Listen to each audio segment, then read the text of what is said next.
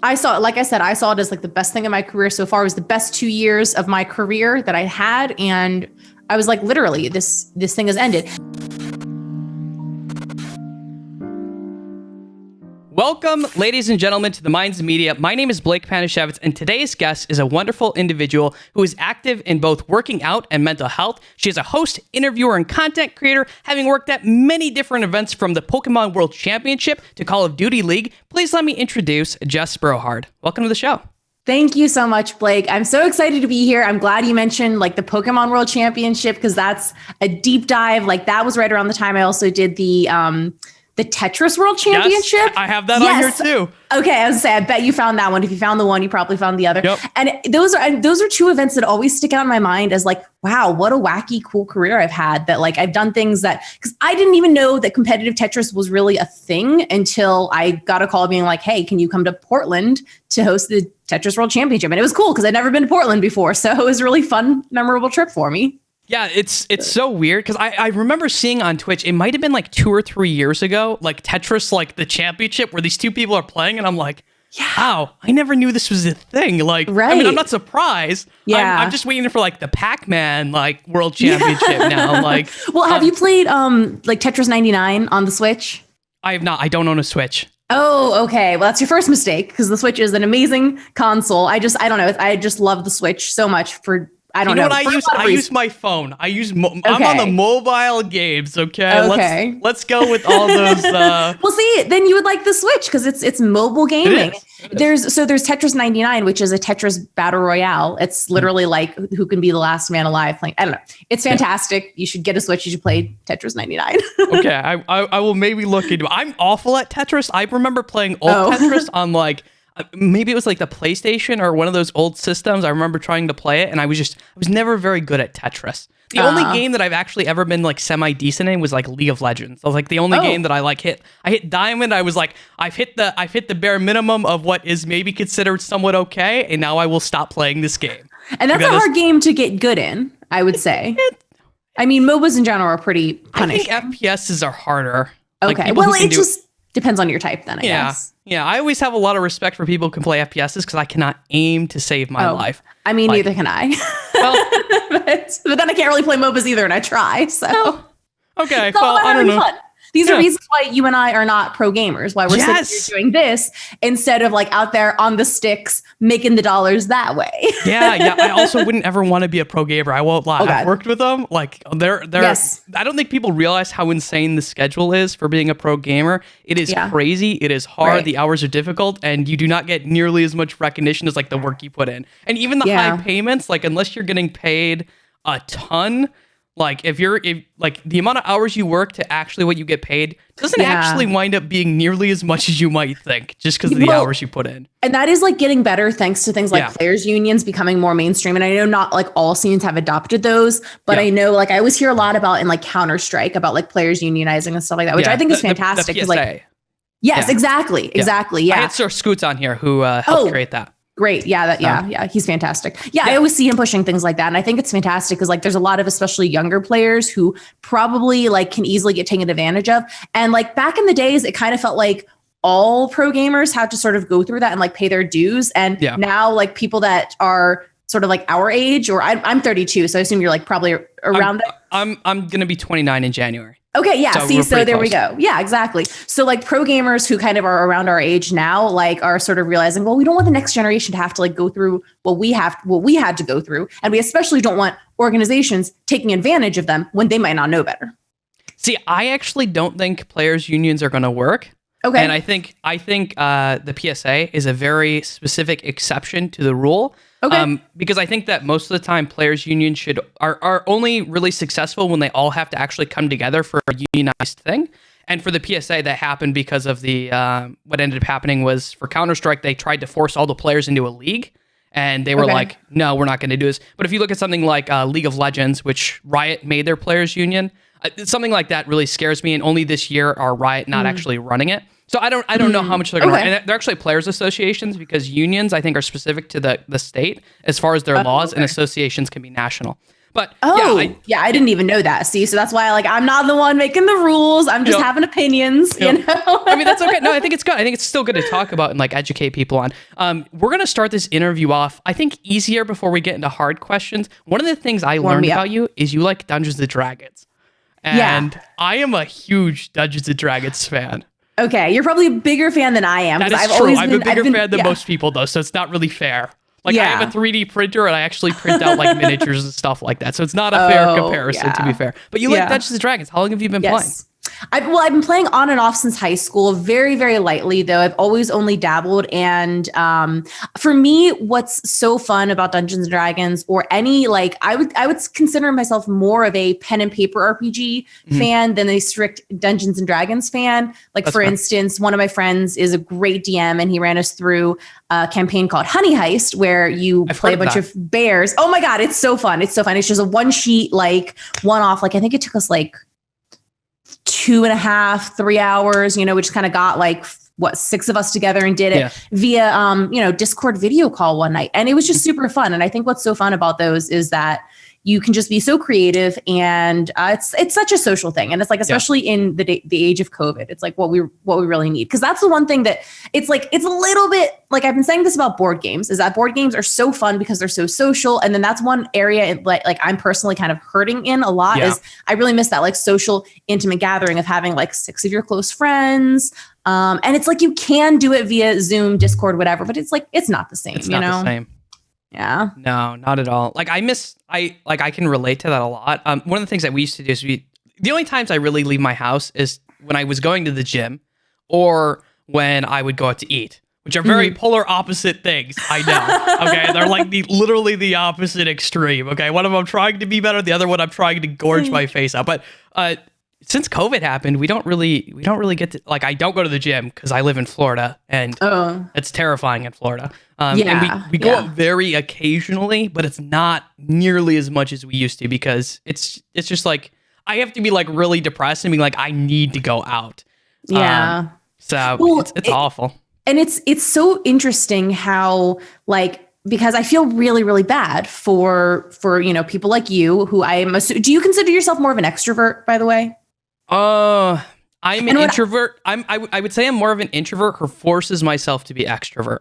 Sure. Yeah. And I think a lot of kind of nerds would answer the same way. And the reason I ask is just because I feel I consider myself an introvert. I feel I'm very similar. I'm an introvert, but I force myself to be extroverted. But at the same time, personally, I am not struggling that much during the pandemic with regards to not going out and socializing. I've been keeping busy at home. I've been very, very fortunate to be hosting really regularly and then streaming a lot. And I've been pretty happy.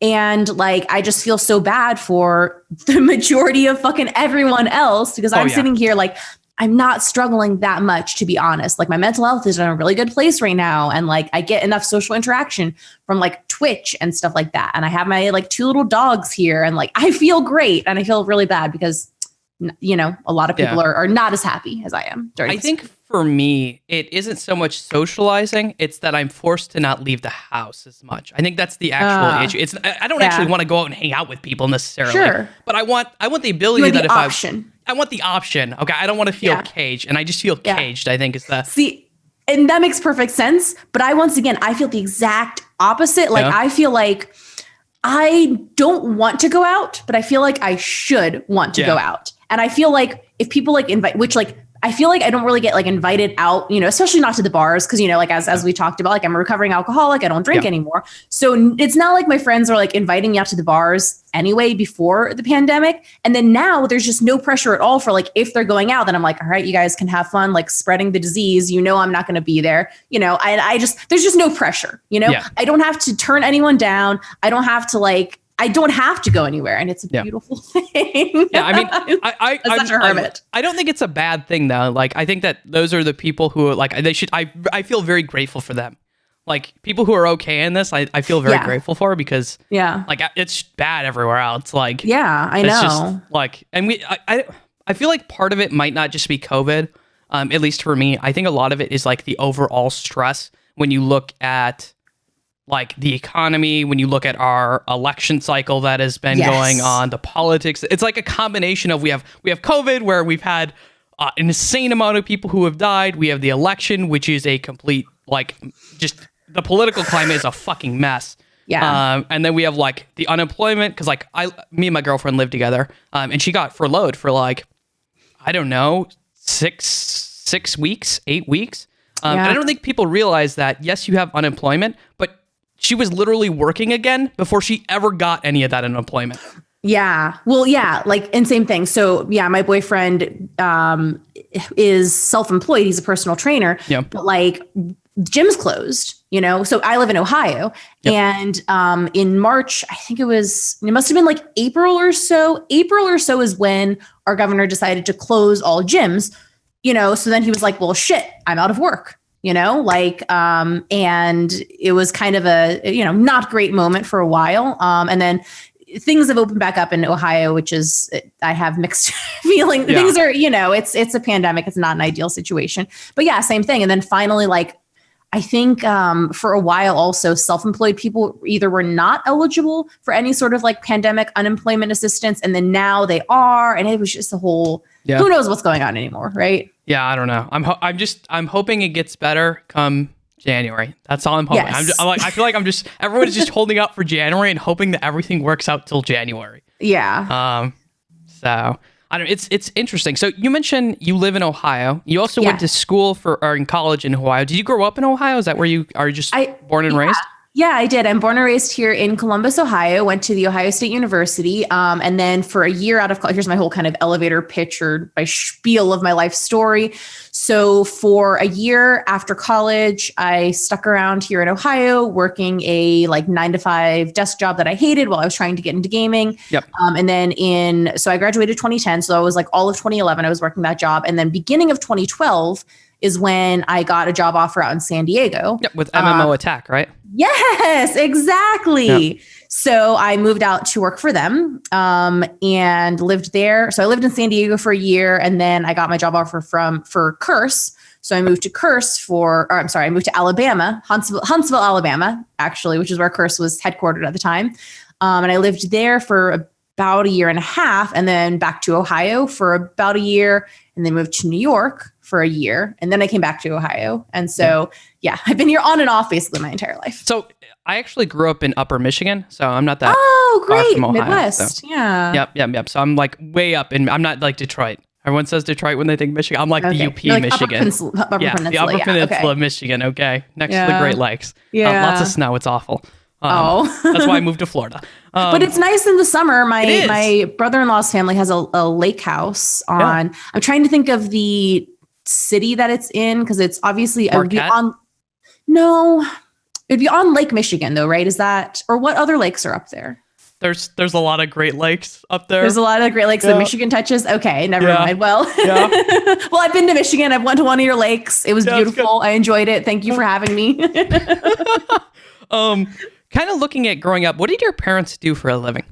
My dad has been a software engineer for his entire life after graduating college. My mom was trained as an accountant, but she worked for like 6 years and then had my older sister and then stopped working to raise the children. So, which was really nice. Having a stay-at-home mom, I think was I'm really lucky in a lot of ways because of that. And so when I got to college, it was kind of one of those, it's not even a question like you are going to college, regardless of like what I wanted. And of course, at the time I wanted to go to college because like I was already starting to think that I wanted to get into gaming, but like I had no idea how. And when I was in high school at the time, you're kind of starting to figure out like where you want to go to college and what you want to study and stuff. I had no like solid formed ideas of like, here's what I want to do in the game industry. I just knew I wanted to work with games because like that's what I like doing. Yeah. So I got to college, thought, all right, well, I'll pick computer science as a major because then maybe I can try to be like a game developer or something, you know, or at the very least, I will hopefully be able to be like gainfully employed. And then in my spare time, work on like gaming and try to get, I had kind of a plan, and I'm shocked that it actually kind of worked out. So, my parents were never like, I think I was never too like clear with my parents because I wasn't clear with myself of like what I wanted to do in gaming. Yeah. So they were kind of like, all right, you're going to be either you're going to major in computer science or you're going to major in accounting because those are like safe things to major in. And then you're going to go and you're getting a job. you're going to work, contribute to your 401k, and then you're going to have some kids and you're going to retire. And that's your life plan. And I like was on board with it for a little bit. And then I kind of deviated from that quite a lot. You mentioned your dad was kind of also into like the sciences. Did he influence you a lot to want to eventually like get more into it? Like, was it your family that got you more into like the gaming and being, I guess, socially acceptable? Because a lot of other people, their families are not socially acceptable at all.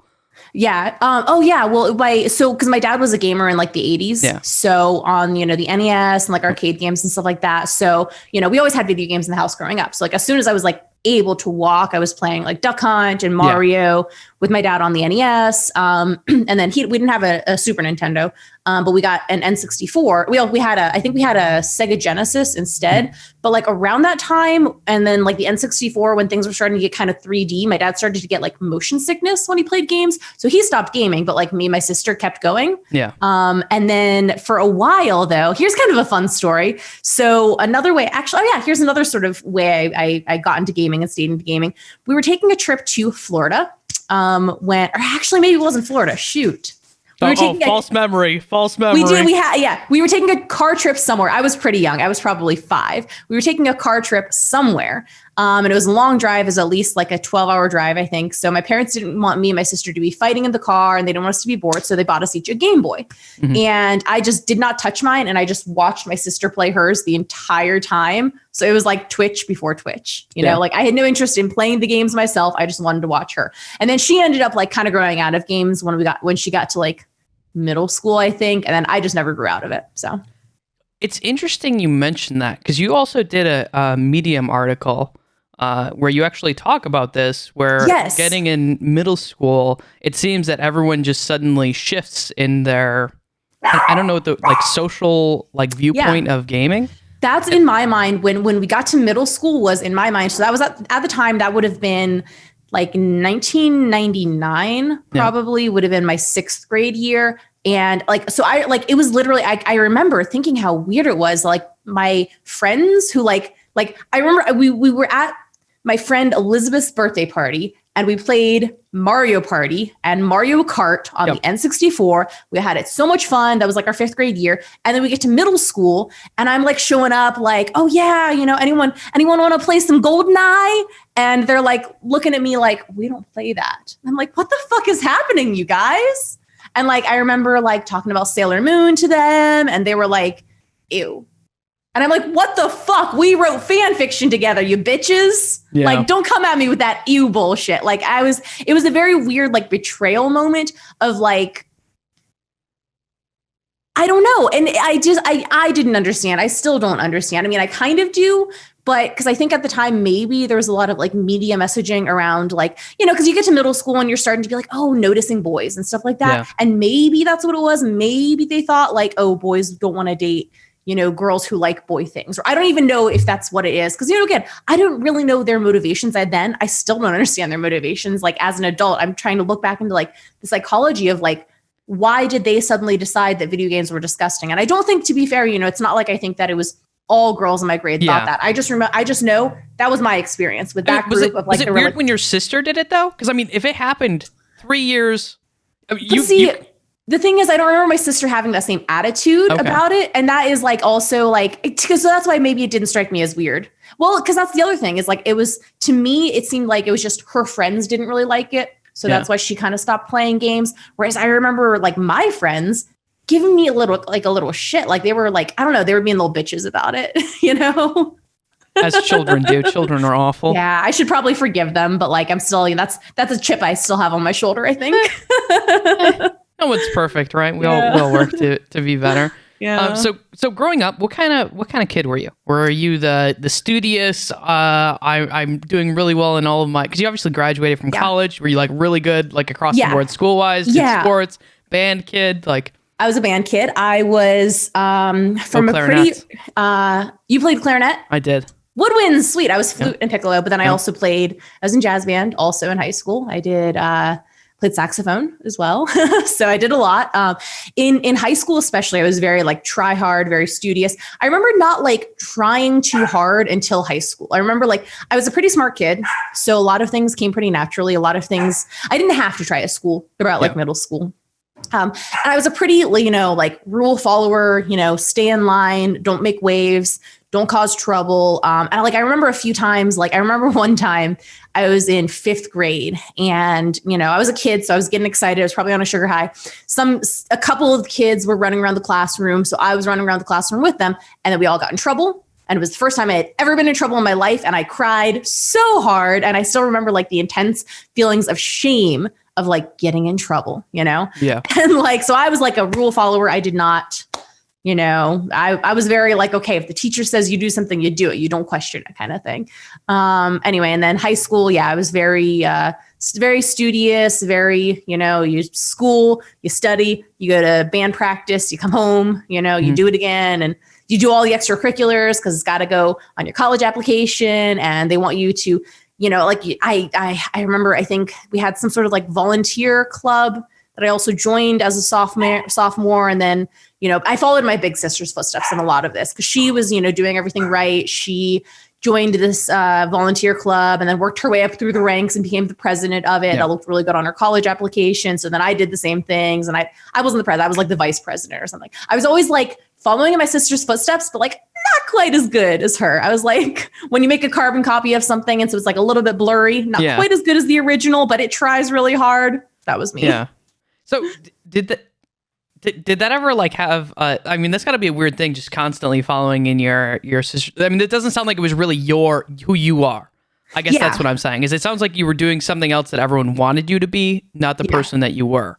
Correct. Yeah. And it took me a very, very long time to figure out who I was and what I wanted. And, I think I've gone through a lot of phases, and I went through phases where I was I went through phases where I was more actively kind of trying to emulate my sister. And then I went through phases where I swung too hard the other way, and I did the exact opposite, and whatever she's doing, I'm not doing. And, and then I've kind of come back and forth in a lot of ways. But it was a lot of, and it wasn't necessarily overt pressure. Yeah. And there were some ways that my parents would be okay, you're doing this and then you're doing that.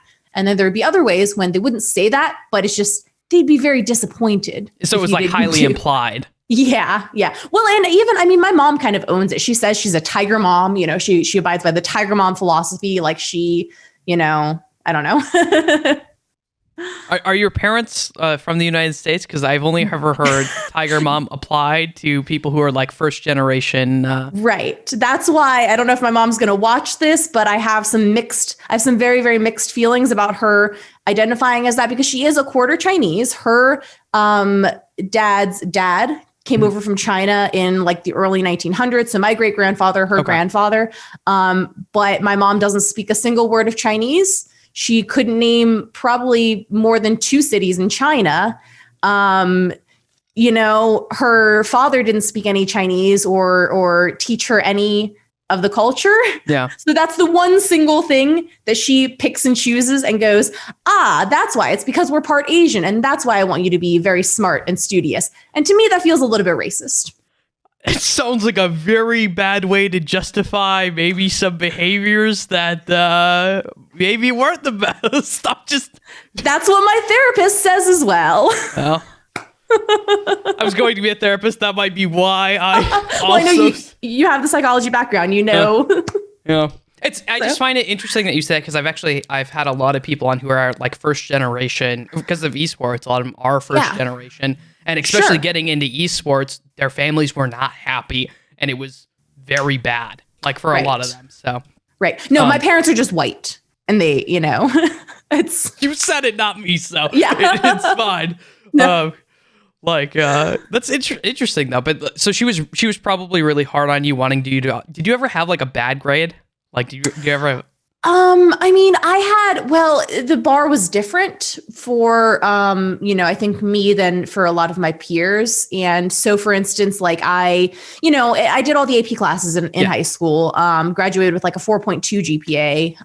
And, cause obviously I don't know how they even do it nowadays but yeah, I'm sure you grew up around the same time I did. I don't know if you went to I think you could kind of technically get above. Oh, you could get above 4.2 if you took college classes. That was the only way possible to get above 4 So maybe it was different in your school. In my high school, the way they did it is you had regular classes, which were rated on a 4.0 scale. And then you had honors classes, and then you had AP classes. And honors classes, I don't remember what it was called, but it was basically it was you could get up to like a 4.125 GPA if you got straight A pluses in all honors classes. And then there were AP classes, which I think you could get like a 4.3 was the maximum or something. It was probably the same. It's just I never did honors or AP classes because I was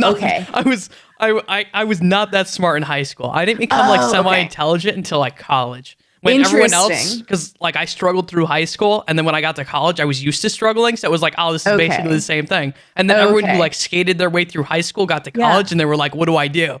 And they were failing. So it was like the only benefit is like some of those people who like were so much better than me in high school, because I went to a local college where I was at. We were in like the same class, and they were like failing, and they were like, how are you doing this? Because they always assumed that I was stupider than them because I did worse in like other classes. I was like, what do you mean? You just got to spend some time and do this. This isn't hard. That's so interesting, because I've heard, because, you know, again, so I am kind of, I'm not an extreme case, but I'm a similar to a lot of cases of like, I don't know what they call it, but there's some term, it's called like honors child syndrome or something like that, where you're like so used to being like gifted and talented and, you know, not really trying too hard and still getting the good grades. And then you get to maybe college. For me, it was certain courses in college where like life kind of serves you with a healthy dose of reality of like, hey, you actually have to try and work. And this is what everybody else has had to do all this fucking time. And you lazy jackass have just been skating by and doing the bare minimum and still getting the good grades. And that's not fucking enough anymore. Yeah. Which is kind of how life works. Like, I mean, it is. That's kind of how privilege works in a lot of ways. Yeah. Yeah. No, I 100% agree. So interesting enough, you're going for this degree. Was that a choice? Was it like, because the way you make it sound is it kind of really wasn't. You couldn't do whatever you wanted. It was basically you're either going to be an accountant or you're going into computer science. Those are your options. And they didn't paint. They weren't quite specific. They painted with a little bit broader of a brush than that, I would say. My parents did have the stipulation that like, okay, we will pay for your college education as long as you go to a university that we approve of, and part of that means a university that is in Ohio. They didn't want me to go out of state for college. And so, you know, and Ohio has plenty of fine universities. Yeah. Too bad I didn't end up at one of them. I'm totally kidding. No, I had a great time at Ohio State. I love the university. I just thought that would be a funny joke. My sister went to Miami University of Ohio, which is in Oxford, Ohio. And so I ended up there for my first semester because, again, my parents were like, oh, well, she's there. Like, you'll have this kind of comforting presence there. She can keep you out of trouble. You know, like they thought that if I had an older sister at the same college, that I wouldn't do anything. It's probably the exact opposite, isn't it? It's got to be the exact opposite. Your older sister's like, yeah, here, let's go. No, she was such a little rule follower as well, though. Like she didn't drink until she was 21, you know, and she has never tried anything that wasn't alcohol or caffeine, you know, and so she was not, she was a very, like, she would have been a good influence on me in terms of, I mean, I was already starting to rebel at that time, so I wasn't going to fucking listen to her, but like, she wasn't going to be the bad influence on me. She wasn't the one leading me astray. My parents knew that. And so they thought like, oh, well, she can be there to like keep an eye on you and like report to us if you do anything that we don't like. But I ended up transferring to Ohio State because Miami has a reputation for being very like preppy. Yeah. You know, and I just I went into it with the wrong attitude. I went there because of a lot of pressure from my parents. They didn't say you have to go to Miami, but they really they were like, only going to be super, I knew it would make them happy. And I was still kind of like, I want to make them happy. You know, I knew it would make them very, very happy if we went to Miami. So I went to Miami, but I didn't give it a fair chance. Like I wasn't happy about it. I was like, I'm not going to fit in. And then it's a self-fulfilling prophecy. If you go into something thinking this isn't for me, I'm never going to fit in, why even bother? Well, then guess what? You're not going to fit in. You are going to be the fucking weirdo freak who like eats spaghetti while playing video games in her dorm room while everyone else is out making friends and like learning shit, you know, I don't know. So I didn't give it a fair shake, and then ended up transferring to Ohio State. And then I changed my major quite a lot because again, my parents weren't like, oh, you have to major in computer science, but like I was already interested in computers. I was already like a computer geek, in high school. And, my dad's a software engineer. So I knew like, okay, well, it runs in the family. Like he can help me with my homework. He was an electrical engineering major, not computer science, but like he's a programmer by, his job. So I was like, well, he'll know everything. I can ask him for anyway. And then, going back to, I can get a stable job, but I ended up changing my major several times, kept coming back to computer science. But like at one point I did, Ohio State at the time had a major that was called, I think it was called, art and animation or something. I don't remember what they called it, but essentially it was like computer animation. And I was like, cool. I'll do that. But it was through the College of Art. So it was like a lot of art courses. Turns out I'm really bad at art. Like I knew that already, but I still thought like I want to do the computer graphics. I want to do the animation so I can muscle my way through. I could not. It was terrible. I just switched a couple more times to other sort of engineering related things and always ended up with computer science. That's what I graduated with. Mm-hmm.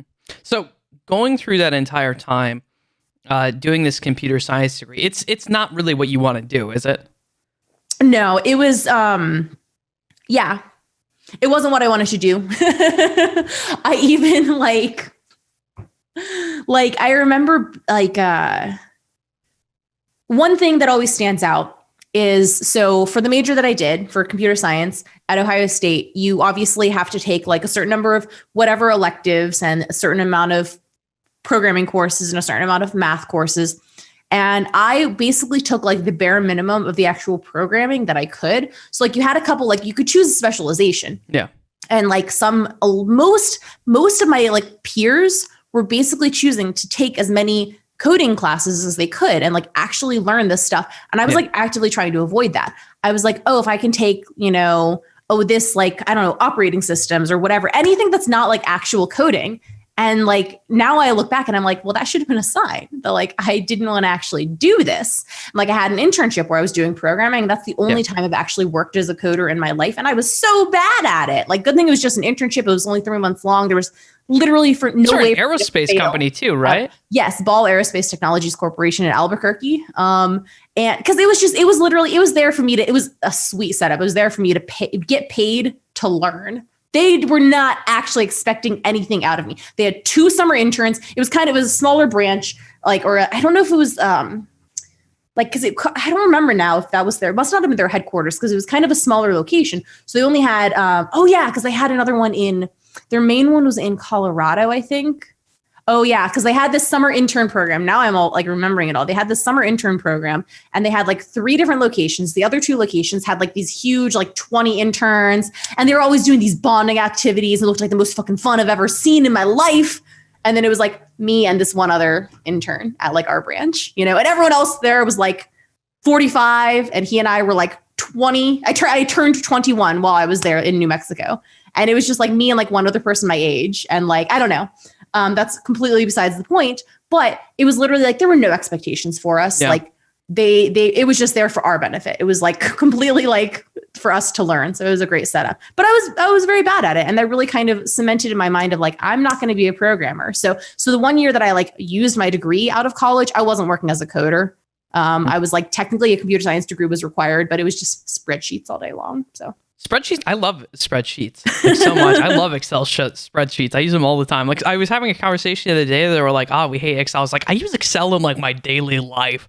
Like I map my calorie counts, my nutrition counts, like my budgets, like everything is just Excel sheets. Like I get it. And it's like for people that like spreadsheets, like it's I get the appeal, but that's not me. And especially not for like what I was doing for my job. Or like I have friends that play EVE Online and they have like, they track their mining and shit with, Excel spreadsheets. Yep. So I've done that for many MMOs. Yeah, that is a common thing. So yeah, I bet you use Excel to track your gains and losses on the stonk market. I do actually. There we go. I do. There's a really good options tracker spreadsheet that I found that I get the appeal because I started to use it until again, I was looking and I'm like, oh shit. So this month I lost this much money. The next month I lost this much money. I'm going to stop using this, but you would probably like it because it has like a live updater that you just type in the stock ticker and then it fills in the information of like what its current price is and stuff like that. So, I can link it to you later. We should talk afterwards. We should talk. I feel like afterwards we should just talk a lot about stock market. I can tell you I think I finally found like I've read and watched hundreds, if not thousands of hours now of stock market stuff. And I can like point you in those directions, which you might want to do. But I don't think you should never trade real money. You should wait. Like, God forbid, please don't trade real money. If anyone is into trading, do not trade real money until you can prove a strategy works. If you can't, don't trade. You'll burn your account. So, I live my life a little more fast and loose than you do, Blake. You're ready for a Wall Street bet story. That's all I know. Like, that was your favorite subreddit, probably, right? Like, oh God, I like that one. It's so bad. It's so good though. I think there's a correlation between people who go on that Reddit post and who blow up their account. I think that there's probably a strong correlation there. I'm sure. Yeah. But no, I think it's interesting. So how are you dealing with it on the day-to-day, knowing that you're doing something that you don't particularly like? That can't be fun. I also switched majors multiple times, and I didn't really know what I wanted to do. And there was a looming feeling of like, what the fuck am I going to do? I have to graduate with a degree now because I have debt. And if I don't graduate, I am in very big trouble because that's not the part anyone tells you that, hey, you're giving away like $60,000+ to get this degree. And if you don't finish, you still have to pay that back. Yeah. So hopefully you get a job. Good luck. Right. If you don't, you're screwed. But how do you deal with that going through? Like, you know that you don't like this. You're kind of like forcing yourself to go through the program. Like, what effect does that have on your life? I started drinking a lot, plain and simple. Like, that's one big side effect. Like, I didn't have the pressure of, I have student debt or whatever. My parents paid for college, which I'm very grateful for. But at the same time, it was kind of like, okay, well, that's why I finished, because I have the pressure of my parents invested all this money in this. And I'm not just going to drop out. I mean, I was getting decent grades. I wasn't like failing out of college, but I was really depressed all through college.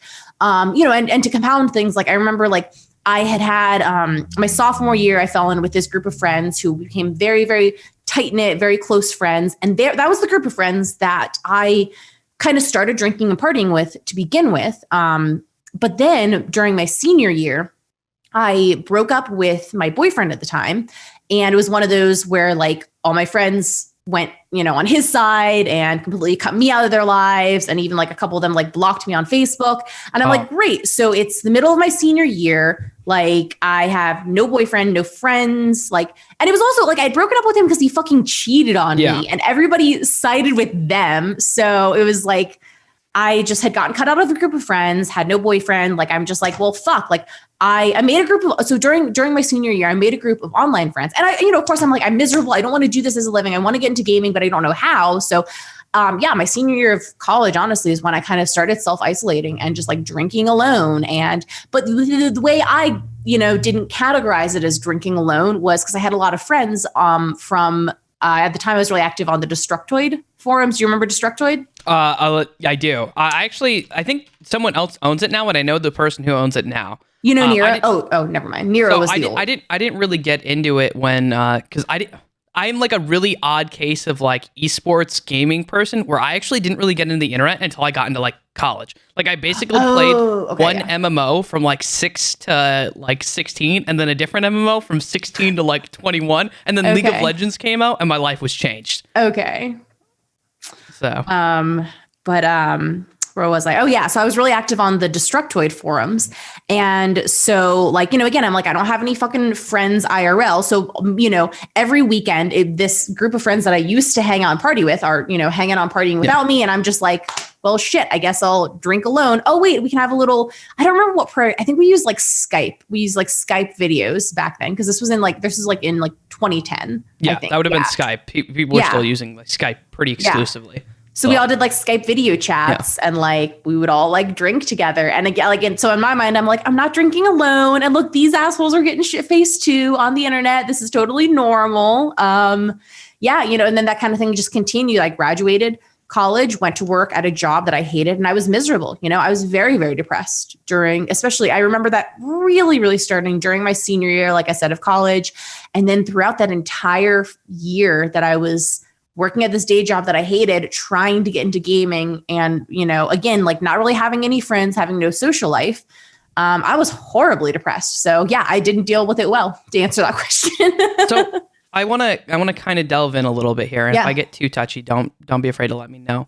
One of the things that I've at least noticed from a lot of the stories that you've told is you mentioned the alcoholism, and then you mentioned like your relationship, but I think there was at least two that were really bad, where you had like very abusive people. There's no other way to really put it. They were just abusive.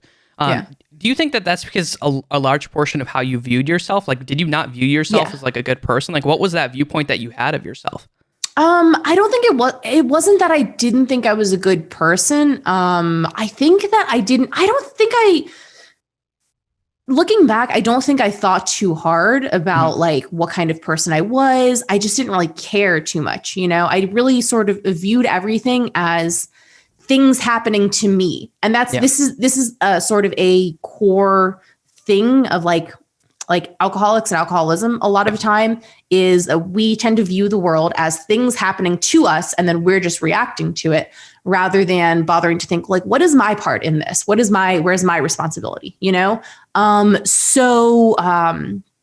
I didn't really think about like whether I was like a good person or not. I didn't really think about myself. I didn't have too much of an opinion about myself. So I think when things happened, or like when I got into these relationships with people that were horrible and abusive and treated me terribly, I just accepted it because it wasn't necessarily that I thought like, well, I can't do any better or whatever. I just kind of thought like, oh, this is how it is. And this person sucks, and I just didn't think. A lot of my life was me not thinking and just like reacting.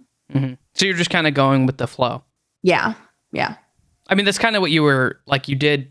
I mean, most of your life growing up is you were kind of just taught that, hey, this is the way that it is. You just kind of go with the flow. That's got to be. Yeah. Yeah. I didn't really ever think about connecting those two, but yeah, you're entirely right. Like a lot of my life was like me not really like accepting my own agency or being like aware of like my impact on the world or my impact on other people or my impact on my own life, and not me not really taking control of like anything and realizing that like I can do what I want. And that's kind of something that has really marked my adult years as like separate, and especially my last two like sober years as like separate from the rest of my life is like, you know what, I can do what I want. I can make my career my own. And I have. And that's something that like, it's funny because I am so proud of my career. And in a lot of ways, I am still pretty surprised that I was able to kind of like strike out on my own and, just kind of make this career that I love. When, all my life up until then was me doing what other people wanted or expected me to do, or me doing what my parents wanted for me. And then like my career is like the one thing that I'm like, oh, I did this because I wanted to. Could you give any advice for people who are in that situation? I think it's pretty common that people are in that situation where they feel like they have to, I would say, go with either societal norms or the norms. And I think to some degree, there is some truth to that. Like, I don't want to say it's completely unfounded and you shouldn't, because frankly, for me personally, having a psych degree does not mean that you are going to succeed. Like I think you are stacking the cards slightly against yourself, and it's about how good you are at using whatever you have then. And you can make it happen, but it's still like, there's still a chance that it might not work out. The same way if you get an engineering degree, you might have slightly better odds, but that doesn't mean you're going to get a job, because if anything, that's there. But what kind of advice would you give people who are kind of like fighting for this? They have this, they're feeling like they're forced into something and they want to do something else. There's a lot of things I would say, and kind of a lot to unpack there. I think one thing that kind of comes to mind for me is the realization that you can't like force anything. And so like you said something about like, okay, I like what you said about how, you're getting the engineering degree. You might not, there's a chance you might fail, just like, so there's a chance with anything. So I don't think that means that you shouldn't try, because the other thing is like, you never know what else you're going to gain. So sure, like you try something, it doesn't work out. That doesn't mean you just don't try anything ever again. That means like, okay, well, we take what we learned from that. We take what did work from that, because something unexpected might have worked out. Something else that you weren't anticipating might end up working out, and you just never would have known if you hadn't taken that chance. And so like a lot of things, I think I have sort of reframed my viewpoints on like failure in a lot of ways because of that. Yeah. And I know this didn't really like address your question too much of like, people who feel pressured to do something. Like the other piece of the puzzle I would say is like, and it's a little bit different when it's pressure from your like parents or something like that. But in general, when it comes to like, I kind of think and this is going to sound cheesy, but like follow your heart in a lot of ways, because if you're forcing yourself to do something that like your heart is not in, it's going to be so much harder to do.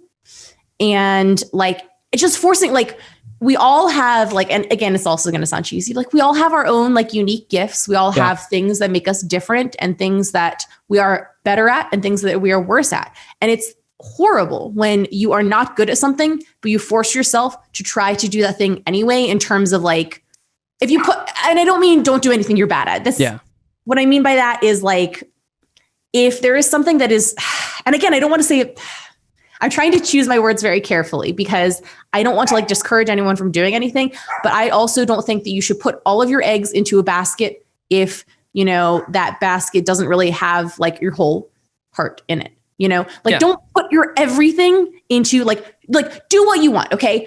If you're not good at something, but you want to do it anyway. Great. But at the same time, don't force yourself to do something because it's what you think you should be doing.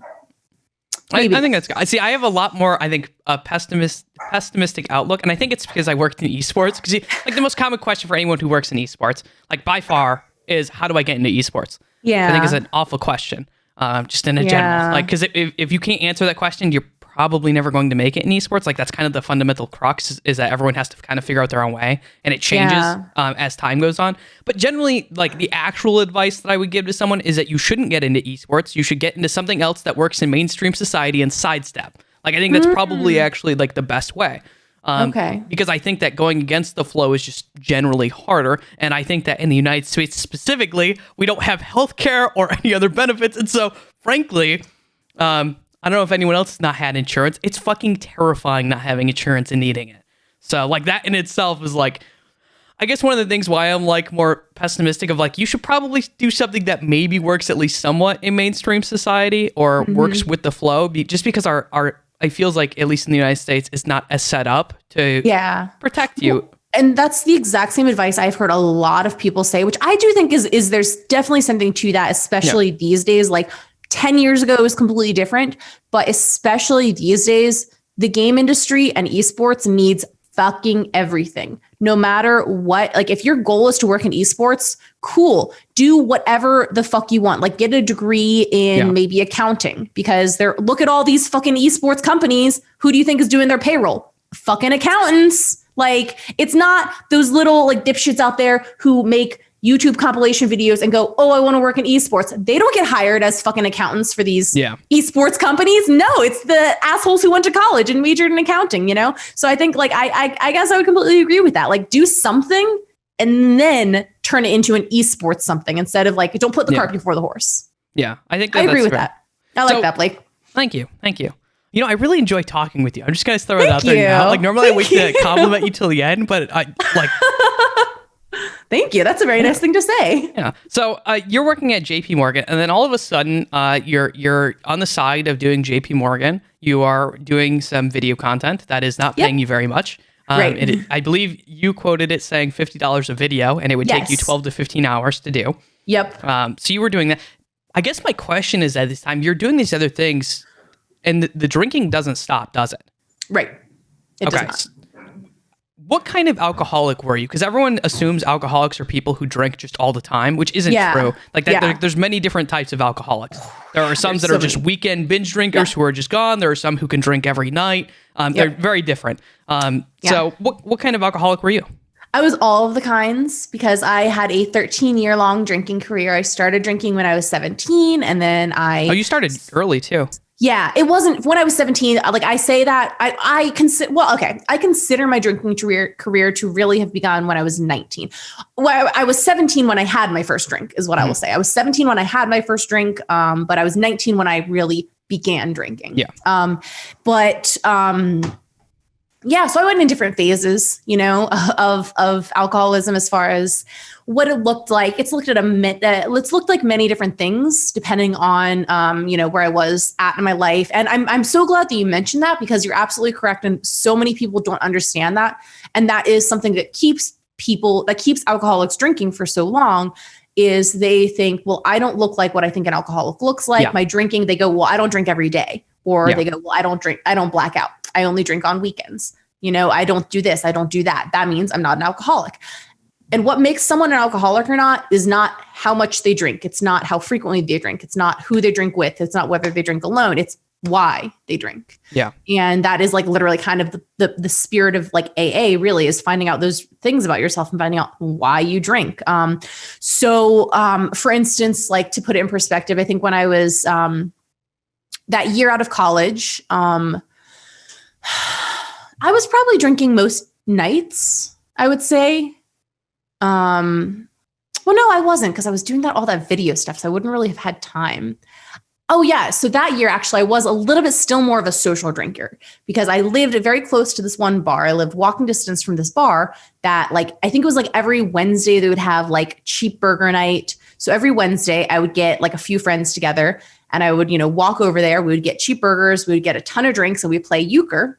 And then I would just stumble back to my apartment afterwards. And then, so that wasn't like a super, like one thing I'm trying to think if I have any good little like stories that will kind of illustrate for you what my drinking looked like.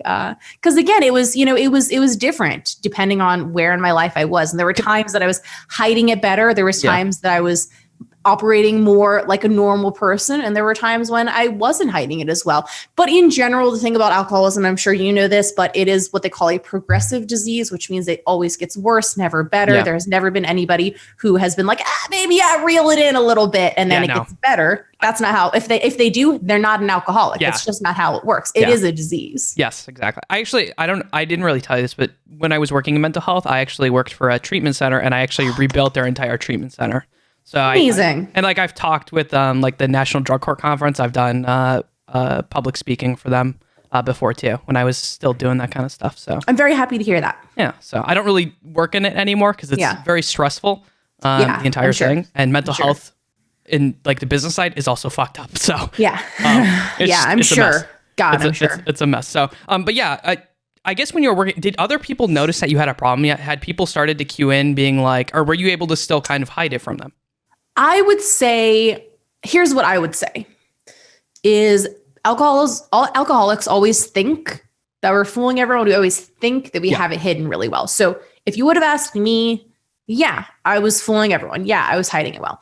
And I actually think I was pretty successful at that until 2017 or 2018. Oh yeah, because here's the other thing. You made it through JP fine then without like anyone noticing. Yeah, no, it was never any issue of like my boss calling me into a room and being like, you smell like alcohol. What are you doing, girl? Go home or whatever. I was hungover at a job like every fucking day. And I mean, the other thing is like at one point I also was able to start working from home and it wasn't something I like wanted to like abuse and do every day or whatever. But I especially toward the end when like I started,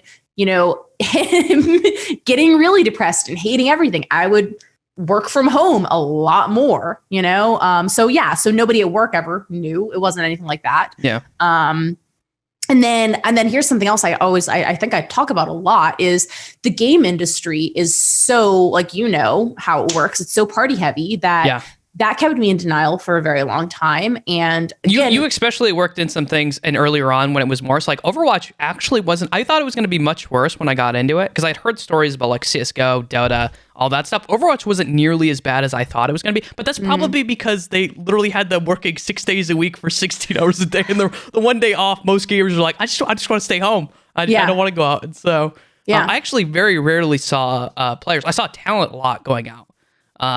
But not as much players. Talent would go out every Friday and Saturday, I think, or sometimes more. And I was like, I can only go out one day and I can't drink a lot because my one day off, I can't be hungover. Yeah. What I did a lot of was like, I ended up, there would be several events where I'd be like on the show floor doing interviews and such for an event like a PAX or E3, so during the day you're in and out of meetings, but then at night, the industry parties are where like the real business and the real networking is done. And that's where so it's almost a requirement that you're like on the show floor all day long working. And then you go out to all the parties and you just hop around and you're like, all right, which party can I get into that has the VIP open bar? Like, where can we drink for free? Okay, well, this one closed. So here's, you map out your whole night. Okay, well, this one ends at this time. And then we go over here and then we go there. Oh, and then this one is also serving food. So we can get, so we don't get too fucking wasted. What a crazy notion. But of course, we always fucking did. And again, I would look around and I would see all my peers, like literally my coworkers and my fucking bosses doing like the people that hired me doing the exact same fucking thing that I am. So I'm like, great. You know, I know we're not all alcoholics. This industry wouldn't function if that were the case. Yeah. Now you're doing that. And like, I think one of the things I saw you do an interview with Sir Action Slacks at a Dota event. I think it was in like 2015 or 2016. I had a beer in my hand. Yeah. I noticed that and I was like, wow. Yeah. And it was like so normal. And I was like, I don't think I could ever, like, I would never go to an event. Like, I guess that's the different thought process where you were at the time thought that was just acceptable. Yeah, whereas me, I would be like, no, I would never do this. I would never drink at an event when there's professionals there. Like there's a time where I can drink a little bit. But even when I drink around professionals, I get whiskey and I drink it very slowly, like insanely slow. Yeah. Because Which was smart. No, I was always just trying to get shit-faced. I was always just trying to get as drunk as I could, as fast as I could. And I think with that, I don't remember if I remember, Sir Action Slacks might have been the one to hand me that beer even. He might, because like we were up on the like VIP level for that. I don't remember what TI that was. Probably TI 5 would be my guess. And I think we were up on the VIP level and where a lot of so it's all just like the player lounges and stuff that just have like buckets of beer basically. And so I'm pretty sure he's like, oh, can we, let's interview you. Oh, here, you want a beer? And I'm like, sure. Like it was fun. I enjoyed that. I had a lot of fun. Yeah. So you get into the, you make it, you get your break, right? You don't have to, what was the relief like when you realize you can quit JP Morgan, that you're kind of like quote unquote free? What did that feel like? So good. It was so good. I will always remember that day of like, because, for the entire, because I started working at JP Morgan Chase in January of 2011, and then I left in March of 2012. And so for nearly that entire year of 2011, I was creating those videos on YouTube where I would go home, like 3 times a week and just produce a bunch of videos, put them up on YouTube and stuff. I was working so hard. And then, starting to at first, I do remember the first time I would get a few offers to be like, hey, we'll pay you $50 to do that exact same video, except just put our branding on it or whatever, and that was a really cool fucking feeling because it was like, wow, like, it was so good because I remember I was so miserable at that job. I desperately wanted to get into gaming, and like that, it was little trickles, little popcorn kernels. Breadcrumbs. Yes, breadcrumbs. Exactly. It was little breadcrumbs, but they were such sweet breadcrumbs. Yep. And then finally, one of these breadcrumbs turned into the full-time job offer at MMO Attack. So, I remember calling my parents and going, I didn't want to tell them over the phone. They kind of knew that the reason I was doing all these videos was because I wanted to get into gaming, but they didn't really know, they didn't really have any concept of like how close I was, if I was going to make it. I didn't even know if I was ever going to make it at that, So I remember calling them and being like, hey, can I come home for dinner like tonight? Because I have big news that I want to share with you. My mom goes, okay. And I'm like, don't worry, I'm not pregnant. But you're going to want to hear this in person. So I told them, I was like, I received a job offer. I have officially accepted it. And I am going to California. And I did this thing, which I've done a couple other times in my life, which was like the beginnings of me kind of breaking out and doing what I wanted instead of doing what my parents would pressure me to do. And I knew my parents had this like effect on me where if I brought up something that I was thinking about doing, they would talk me out of it. Yeah. So you could just do it and then be like, it's too late. There's no take backs.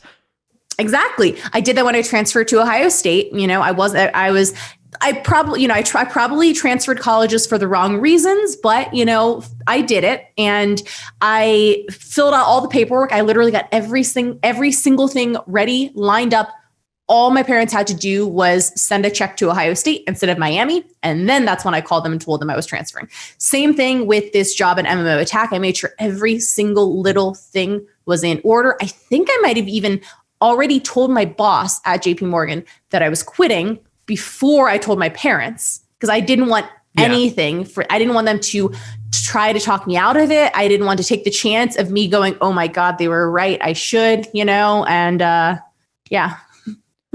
Yeah, I mean, I don't blame you at all for doing that based on what you've said so far. Yeah. Now, one of the things I will say is at least in some of your earlier jobs, and I would say a lot of you have multiple stories of the esports industry, and what I would say is I think a true view of the esports industry. I don't think I think people look at it with rose-colored glasses. I think they look at it, and I think that there's a lot of I'm going to be real. I think there's a lot of terrible, awful human beings who are in the esports industry. I think it's fucking insane how many of these people are in there, and people don't know, and they do some really terrible things to people. And you've had experience with this. Yes, I certainly have. You know, I'm not going to name names, but you know, I don't remember what you called it, but like when the game industry had our own little Me Too movement, I have had experiences with a number of the folks on a number of those lists out there. You know, I've publicly blogged, I think, about like some of them. I don't even remember which ones I've named. I mean, I haven't named any of them. I don't remember which experiences specifically I've like posted about and put out there. But it's kind of crazy how many, and you have to be careful because in some ways there are a lot of, you know, he said, she said things going on, and there's always two sides to every story. But at the same time, when you look at a literal list of names, and then you look at many people coming forward and all pointing to the same names and going, yeah, that person did this to me and that person did this to me, it becomes less speculation, less he said, she said, and more, look at all these like accounts we have of you being a terrible person. And I think there's always going to be a lot of people crying, cancel culture. And in a lot of ways, I understand, you know, like, I'm never calling for, let's cancel someone before we find out what really happened. But as I think you saw with that whole Me Too thing, you know, nobody got like canceled after just speculation. You know, it was lots and lots of people coming forward about a single specific person before that specific person started losing sponsors and, you know, appearances and things like that. You know, like, I mean, if I'm wrong, name me an instance where I'm wrong. Name me an instance where somebody was canceled unjustifiably, but frankly, I didn't see any. Even if they were, I think that sometimes you just have collateral damage. Like, as shitty as that might sound, sometimes there's like, no matter what, like when you have to get some people are just collateral damage. And that's not restricted to gaming. Look at Johnny Depp and Amber Heard right now. Yeah. Like Johnny Depp just lost a bunch of shit because he just got fired from, he got fired from Harry Potter, from Fantastic Beasts or whatever, or whatever he was in. I love Harry Potter. Fantastic Beasts. Yeah. Okay. Yeah. I think it's so, he's still getting paid his full salary because he's under contract, but he's just not part of that film anymore. And it's because Amber Heard, I believe, was like accusing him of abusing her, but then she actually was the one abusing him. And like, who fucking knows, you know? So it's not like it's necessarily unique to the game industry, but like, I mean, you're right. There is going to be always some instances of collateral damage. But I also think that, I guess this is the thing that kind of scares me. And I would kind of want to get your opinion from it. Like, I feel like frankly, as a guy, first of all, there's less instances of guys having issues like this. There's some out there. I'm not saying they're not out there, but there's just less instances that have at least been public. And I can assume less instances kind of overall, which is an assumption of mine. But there's a lot of times where people don't want to talk about it. So like, I mean, I know that I had Katie Bedford on here who worked with Blizzard, who mentioned that there was some issues that happened in Blizzard, but she didn't feel comfortable talking about it, obviously. What do we do when people can't come out and talk about it? Because I mean, for esports, it's kind of a terrifying thing to come out because a lot of times these are your bosses. These are people who are in control. These are in power, but you can never get rid of them if people don't come out. So it's like this really weird situation where we can't, like, I feel like helpless to be able to fix anything. Yes. And that's the same question I think a lot of people have, because I think what you're really getting at is, okay, well, what do we do if, you know, if I am in a situation where it's my boss maybe behaving inappropriately, then who do I report it to, right? You know, I can report it to HR, but how do I know it's going to go anywhere? And like, I honestly don't think I have an answer for you, because the thing is, like, that happens a lot. And that's why, like, you know, and again, I don't want to get into like any sort of speculation or like naming names or anything like that, but there have been instances at various companies now where maybe a number of women will come forward and go to HR for a company and say, hey, this person has been doing this thing to a lot of us and it's not okay. Yeah. And they just get ignored, you know, and nothing ever happens. And then finally, years later, in some cases, finally some action is taken. Like, these people are maybe released from their position because of this. And then there's this tremendous backlash of, oh, well, they were just text messages, or, oh, well, it was 7 years ago. And the thing is, it's not always just text messages, and it's not always just 7 years ago. Maybe it's a lot more than that and a lot more recently, and you just haven't heard about it. Like the public is not entitled to all information. You know, if a major company is going to make a decision, like releasing someone from an employment position or a contract, they probably have good reason to do so. Yeah.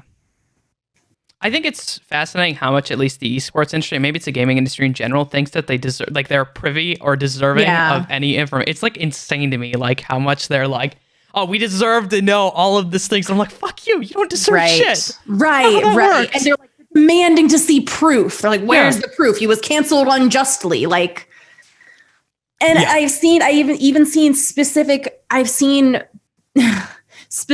arguments in favor of some of these sexual predators, that I've had situations where people have sent me really inappropriate things, and then years later, they have been released from positions that they held.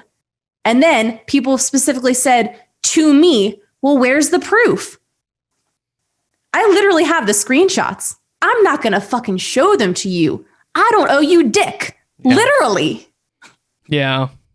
It's kind of, so I guess that's the thing, is like, it feels like I don't think the industry is as good as it, but I don't know what to do. Like, it feels like you're kind of in a loose, and I mean, speaking from like personal experience, having had these things, like, do you ever feel like you're just, I mean, why would you want to stay in something that is like this? I guess. Yeah. Right? Like, why would you want to stay in something where you can't, there seemingly is no way to fix the problem.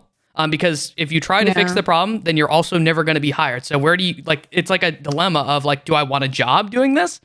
Because it's a tough talk.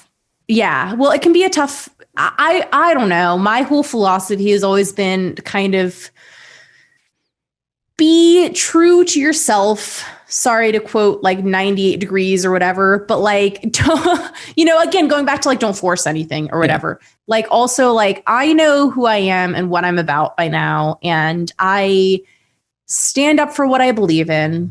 And if somebody doesn't want to work with me because of it, I get it. But so far, like, I mean, I've still been steadily, I've been operating the way I do. And I've been steadily working for a number of years now. Yeah. And I think a lot of people get to a point where they're like, well, I can either say something, or I can kind of go along. You're going to get much further in your career by not like dicking anyone over and trying to be fucking selfish, like, I don't know. There's so much that I don't really like. That's the other thing, is I don't really stick my nose where it doesn't belong. And in some ways, maybe that goes back to how I kind of do what I'm told. I keep my head down. I go with, like, I don't know. Mm-hmm. Do you think that was very rambly? Do you think that's okay? I'm this. Okay, I don't care. Do you think that since you've been more, I guess, independent now, that a lot of that maybe weight of having to go with the norm is relieved? Like, I mean, because I think the difference when you're only freelance and you are reliant on companies is that you're reliant on companies. But when you have independence, you have a lot more authority to be like, you know what, fuck you. Yes, there's a lot. So yeah, that's true. You do. One thing is like, okay, if you're under contract with a company, then you just kind of, in a lot of ways, you kind of got to like do what they say, But if you're like freelance and you're just, under like shorter, like per event based contracts, then you have a lot more like power as far as being like, well, no, I don't want to do that. Like I've had some contracts where they'll ask me to do something and I'm like, well, this is fucking bullshit. But like this piece of paper says that I have to, so I'm going to, and maybe I'll push back. Or like, there were things that like when I worked for Curse, I have a number of cases. I have so many stories of things that happened during that like year and a half that I worked there that I'm like, this is bullshit and I don't want to do this, but you're my boss, so I fucking have to. Yeah. And it was miserable, and then now being freelance is like, I don't have to do any of that. If a company comes to me and offers me a contract, I can say, no, I don't want to do that. And I can go to my agents and I can say, I'll do this except for this one part. And then they can get that part taken out, or yeah. Yeah. So I guess looking at your career, you've done a lot of different things moving up once you started working for cars. I would say probably one of the more notable, and correct me if I'm wrong, is working for CDL. Yes. Like it's got to be one of those moments that when you get that. Or technically it was CWL because I did work before it was franchise. I'm splitting hairs at this point. No, you're good. But yes. You're CWL. My apologies. I like to be accurate. CWL. But that must have been a big moment, right? Like, because I know when I got like I was like, oh my God, I made it. This is like, this is really making it. I have a full-time contract. It's a year. That's like, what was that like? Oh, it was great. It was great, especially because at the time it was October 2017. I had just moved back from New York. So I had moved to New York for a contract-based job. I was working for the Mixer NYC studio. And then it was that contract ended. And basically, well, here's kind of a funny side story, is toward the end of that contract, they had come to me and they had gone, well, you're hosting for Mixer, but you're streaming on your Twitch channel. And it looks a little funny when 2 days a week you're hosting shows, and you're saying, hey, everyone go to mixer.com/ Microsoft NYC store or whatever it is. And then the other 5 days you're tweeting out, hey, go to twitch.tv/Jess to watch my streams. So what we're going to need you to do is cancel your Twitch contract and start streaming on Mixer. And I was like, well, I'm not going to do that. And then it was a lot of, well, first of all, it was a whole lot of back and forth because it's Mixer. So of course, naturally it was bullshit. Yeah. So they a little earlier on, they had told me you have to start streaming on Mixer. And I was like, no, I can't because I have my Twitch contract. And the thing is that wasn't even in my contract to begin with. It was a whole convoluted story. Long story short, at the end of the year, they were like, okay, we can renew you to work for us for another year if you cancel your Twitch partnership and sign over a Mixer partnership. And that was roughly October 2017. And I was like, I really don't think that's a good idea. I'm not going to do that. And they were like, all right, well then, we're not renewing you. And I go, okay, cool. I'll go back to Ohio. And then 3 months later, that whole studio shut down. And then less than a year later, Mixer entirely shut down, I think. Yeah. So I don't remember exactly even when Mixer shut down, but a year, 2 years later. Yeah. So I'm looking at this and I'm like, okay, I feel like I kind of bet on the right horse this time. Yeah. I mean, so you get CWL. Oh yeah, that didn't even answer the question. Yep. Yeah. So we're good. Sorry, don't worry, I'm doing my job. You're good. I know. So getting back to the question. So October 2017, I moved back to Ohio. And that was when I was like, shit, what do I do now? Just wait for my agents to call me with something? My agents called me and they had something for me. They were like, hey, CWL wants you. So I was like, oh, that's amazing. That's perfect. That's it was, okay. The reason it was so good for me was because up until that point, I just kind of bounced around from game to game. I didn't have a home base. I dabbled in Dota, but I wasn't really ever working because I liked a lot of Dota. So I was working some gigs here and there, a few little dream hacks, but I was never steadily, I was never, first of all, hired by Valve, know? So I was never on the official broadcast talent team for a game before. And I had never had that home base of a game, So then Call of Duty comes along and I'm like, oh, perfect. This game, obviously everybody plays Call of Duty. I've played Call of Duty, and it was a really cool feeling to, again, be a part of to have Activision Blizzard actually be hiring me instead of just oh, we're this other news site doing coverage of this event or whatever. No, oh, they actually are, Senpai noticed me. Kind of thing. So that was a really, really big moment in my career for a lot of reasons. But yeah, just that was technically the CWL Call of Duty World League before it got franchised. So yeah, that was for the World War II and Black Ops 4 seasons. Yep. So I want to ask you, before you got that, you were in Ohio. You quit drinking 2018. So that would have been 2017. You were still there. Does anyone, is it noticeable to anyone else? Have they commented on it? Jess, are you doing okay? Did people reach out to you? What do you mean? For the drinking, did your parents say, why are you drinking so much? What is going on? Or oh yeah, well that's so okay. Well, when I quit drinking, I was still so because 2017, I believe you say your date is October 22nd, 2018. That's right. That is my date. Yeah. So, okay. Well, I'll get into that a little bit then. So, 2017 is when I moved back to Ohio. Yeah. And at the time I was engaged and, I'd gotten engaged. So here's the thing. I'd gotten engaged while I was living in New York. Because I moved to New York, October, 2016, after I'd been dating my boyfriend at the time, for 1 year. So then we were long distance for my second year. So he didn't really know how much I was drinking. I was still hiding it from everyone. And then while I was in New York, I lived alone and I only had to work 2 days a week. Yep. Like nobody really knew. Again, it was a lot of like drinking alone, playing video games. Like nobody really knew how much I was drinking, you know? So like when you were asking that, like, was anybody concerned? I thought you meant, was anybody concerned when I stopped drinking? Because again, like nobody really knew that I was drinking so much or anything like that. So I got engaged while I was living in New York, came back, moved in with my fiance because, you know, I'm moving back to Ohio. We're engaged, just makes sense. And then that's when obviously it gets a lot harder to notice or a lot harder to hide. So he started noticing. He was the one who was like, you need to go to AA, you need to stop drinking. And of course I was like rebelling, not wanting to listen. So we ended up breaking up for reasons partially related to my drinking and partially not. You know, I think there's always multiple things going on. There was definitely a lot going on there. And then it was like 2 months after we broke up that I ended up actually like going to AA and stopping drinking and stuff like that. But I still remember, and I will always be so angry at him for this. Because this is a big fucking no-no. He called my parents and he told them, because we broke up, you know, and I don't really like to tell anyone shit. You know, I'm not a gossip. I think there have been several times throughout my entire life that I'm like, I just want to drag someone's fucking name through the mud, but I'm not going to. I just don't do that. I don't gossip. And like, so I'm not going to go around shit talking him to everyone who we both know. So I didn't. And he started like calling people. I don't know how many people he did, but he at least called my parents and told them that I was like drinking a lot. And the thing is like, he said he's doing it out of a place of like concern and stuff like that. So he got to frame it how he wanted it to. Yes. Thank you. Okay.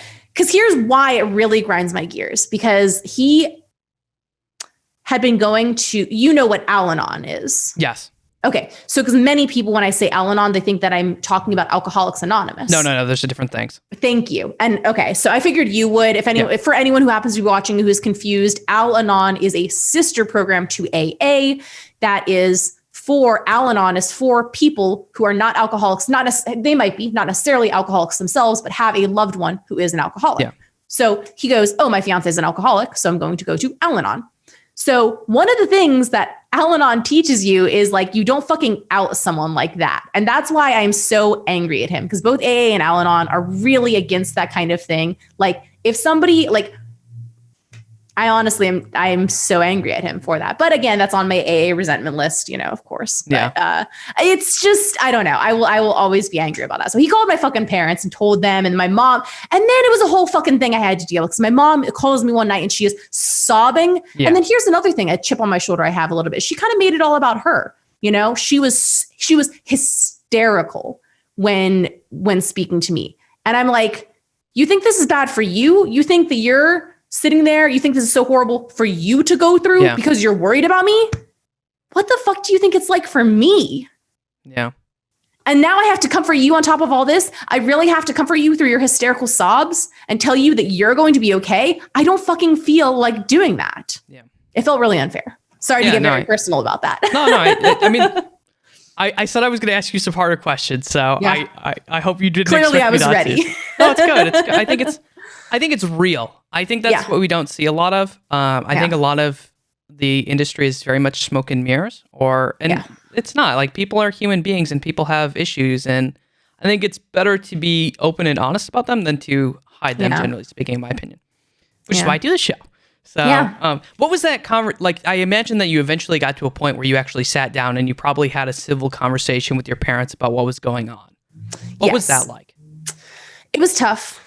I finally, had been doing AA for a bit. And the other thing is, the day I stopped drinking, I didn't want to go around telling everyone, hey, I stopped drinking.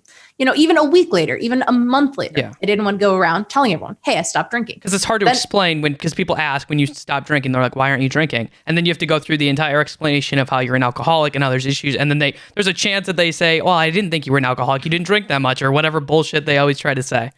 That is exactly right. And on top of all of that, there was also the fear of, what if I fail? What if this AA thing doesn't work? What if I relapse? I wasn't ready to use the word relapse yet, but that's what it would have been. What if I start drinking again? What if I relapse?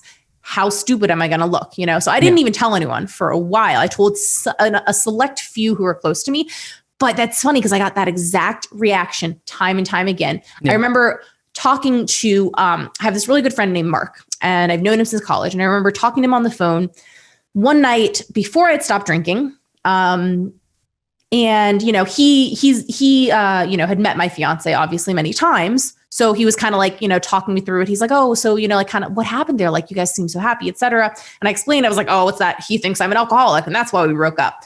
And Mark goes, oh, that's crazy. He goes, you're not an alcoholic. I've drunk with you hundreds of times. And like, in retrospect, that strikes me as fucking hilarious. Mark, you have drunk with me hundreds of times and you don't think I'm an alcoholic? Like, thank you, I guess, for trying to, his heart was in the right place. He meant so well when he said that. But like, oh, sweetie, you know, that's like a very. I think that's education on addiction in general. I think is pretty poor. Like, unless I think that's why. So I try not to hold it against people because they're just on it.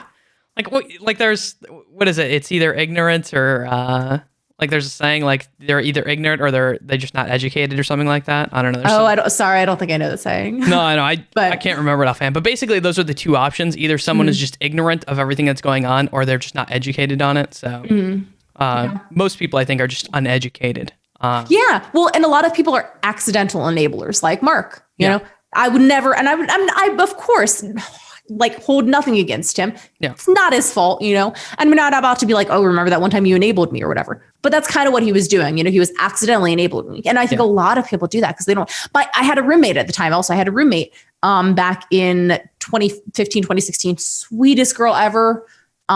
She was a huge enabler accidentally. She like legitimately, I think, had my best interest at heart. Yeah. But her way of showing that was to, reassure me, oh, you're not an alcoholic. He doesn't know what he's talking about, you know? And like, she lived with me. She saw me like drinking most nights, but. To be fair, most people prefer enablers than people that don't enable them. Speaking from experience, like, I don't have a ton of friends because I'm one of those friends that'll be like, you're full of shit right now, and you kind of need to be at least somewhat honest with you. Like, I'm okay with you doing this, but you need to be honest. People don't like that, though. I'm telling you right now, most people don't like that. Well, because people would prefer to stick their stick their heads in the sand, like an ostrich or whatever, you know, and pretend that there's no problem. Yeah. You know, of course, as an alcoholic, I'm sure.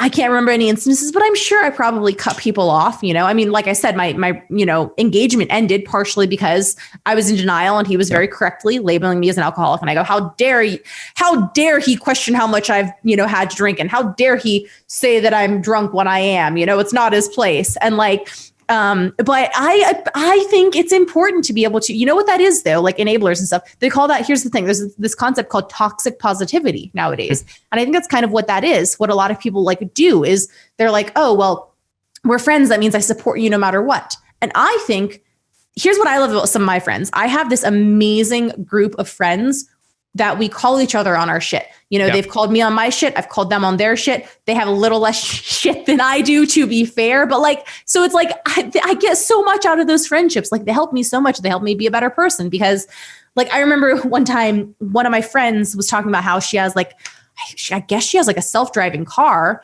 I don't know if she drives a Tesla or what. But she said something about like reading while driving sometimes. She's like, oh, it's only while the autopilot is taking over. Yeah. And we were all like, what the fuck? What the fuck? Do not ever do that. What the fuck are you doing? Are you fucking kidding me? And it's things like that. Or like sometimes I'll like have a really, like, remember, well, why should this, blah, blah, blah, blah, blah. And like my friends will call me on it. They'll be like, well, I think that's a really negative way of looking at things. And I don't think you're doing yourself or them any favors by being like that. Yeah. Like, oh, shit, you're right. So. Yeah, I think it's interesting. So obviously you have this conversation later on, but you didn't get sober until 2018. So you were working in CWL. Yeah, for 1 year. So because it was during the off season that I got sober. The World War II season wrapped up in probably would have been August of 2018. Yeah. And then also, that was the day that my engagement officially ended. It was literally the day. So the champs that year took place here in Columbus, Ohio, at Nationwide Arena, which is like a 5-minute drive or like a 10 to 15 minute walk from my apartment. And like my, fiance and I had been having problems for a very, very long time. And it all kind of came to a head during that weekend. We'd been fighting, we were all but done, but hadn't said it. Yeah. And then I was kind of trying to hold my shit together to get through, what was up until that point, the biggest event, the biggest event of my career. Cause it was championships for my biggest contract, my this amazing thing that I've been doing. And I, finished up the event, walked in the door here Sunday afternoon after the event wrapped up, walked to my apartment, my fiance and I looked at each other and he was like, so should we call this? And I was like, yep, probably should. And that was that, and then I went to my room to cry and drink. But, it was pretty miserable for a couple months after that, well, here's one thing that fucker did is he took his sweet fucking time finding his own apartment. I don't remember why, but we had decided already. He had decided from the beginning that I would be the one to keep this apartment. Because I think he thought it was just too big. He didn't need that much space for just him. So he didn't mind moving. He was going to move out. I would keep the apartment, which I am grateful to him for. But he took his fucking sweet time. He took like 2 months to find. Oh God, that's such an awkward 2 months. And I'm like, you're a fucking programmer. It's not a money issue. Like yeah. It's not like you're getting denied on all these rental applications. It's Columbus, Ohio. It is not exactly a tough housing market. This isn't the Bay Area. This isn't New York City. All right. This isn't fucking Atlanta, Georgia. This is Columbus, Ohio. You can find a place. You're just being an asshole. And he was. So anyway, it was a terrible 2 months in which I was mainly like hanging out in my office, sleeping on a futon in my office, drinking a lot, and then the other thing that was going on at the time was, so with my contract with CWL, each year was basically at the beginning of the year. Like I said, it was October 2017. They initially came to me and they were like, here's a contract for the entirety of the World War II season, meaning that you'll do all of the pro league, you'll do all of the open events. And then, you're just on contract through champs in August. And then after champs wrapped up though, it's not like I was automatically going to be renewed for the next season. I was hoping I'd be brought back for Black Ops 4, but there's no guarantee. And I was left in limbo for a very long time. So it wasn't even until October. Yeah. So from August through October of 2018, I was sleeping on a futon with my ex-fiance in the other room.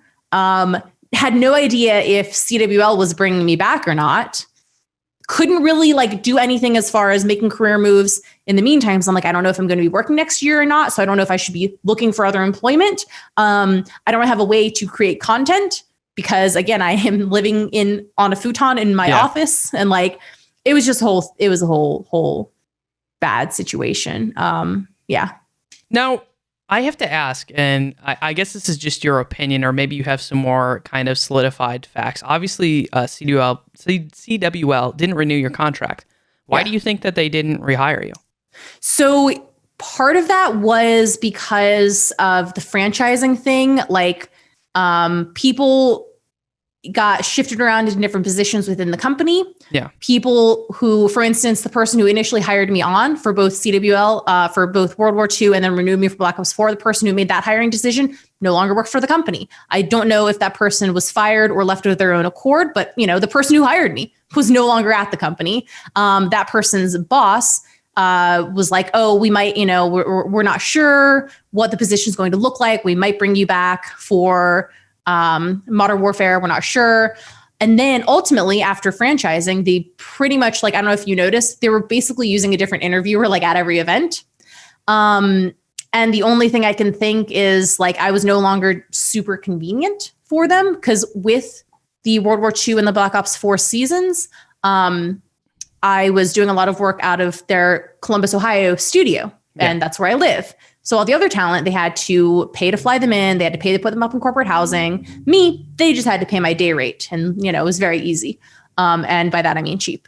Yeah. So then when it comes to Modern Warfare, all of a sudden, I'm not really the cheap option because, we have an event in London and we have an event in Seattle. We have an event in wherever, So then they do have to fly me around from place to place instead of me just driving the 10 minutes into the studio. So it's a number of things. I was never given an official reason, but the thing is, they then came back and have hired me for like multiple Challengers events, which Challengers is the amateur Call of Duty scene officially supported by Activision Blizzard. So it's like Activision Blizzard was the ones hiring me, signing my paychecks for these open events. I've done numerous Call of Duty events for them since then. So, which to me was like a huge relief, because as someone with like some degree of social anxiety, I always have that assumption almost that like everybody hates me and they're just pretending to like me.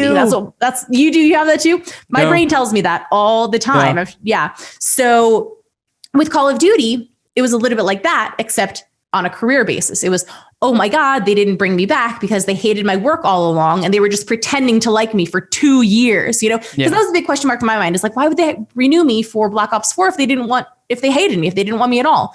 And my agents, you know, of course, were telling me all along, like, don't worry, it's not that they don't like you, it's this and that, the other thing. But again, I'm like, well, the fact is they didn't renew my contract. And then the other piece of the puzzle is that my agents told me is that with the position that I was doing, because, you know, I was never the desk host is the thing. I think people get confused, people's brains, things get a little convoluted. And they think, desk host, when I think you did stage hosting and sideline interviewing, right? Yep. So my official job title was like sideline correspondent, I'm pretty sure, for both the World War II and the Black Ops 4 years. And the reason I had initially the reason I was told I was initially brought on for World War II and Black Ops 4 was, well, before this, we basically had a different, you know, interviewer, a different sideline correspondent at every single CWL open event. And we want, you know, a lot more consistency tying the whole thing together. We want the audience to, you know, you have your desk host, you have your analysts, you have your casters. You don't have different casters every event. So why do we have a different interviewer every event? So then they brought me on so they would have the same interviewer at every single event. And then that's why I think it's a little ironic and weird that then Modern Warfare, you know, they have Rich Campbell for one, they have Frankie Ward for another. And I love both of those people. So it's not like I have any resentment to them from oh, they took my job or whatever. It's just like, okay, I get it. Whatever. Mm-hmm. So I guess the thing that I want to go into next, and this is kind of like, I would say one of probably the last chapters that I think is really important to talk about your life, is you do not get rehired for CWL.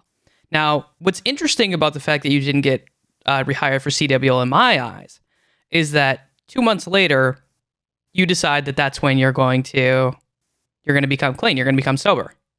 What's that transition between? Well, so just to clarify, when I got sober, it was while I was waiting it was between World War II and Black Ops 4. Okay.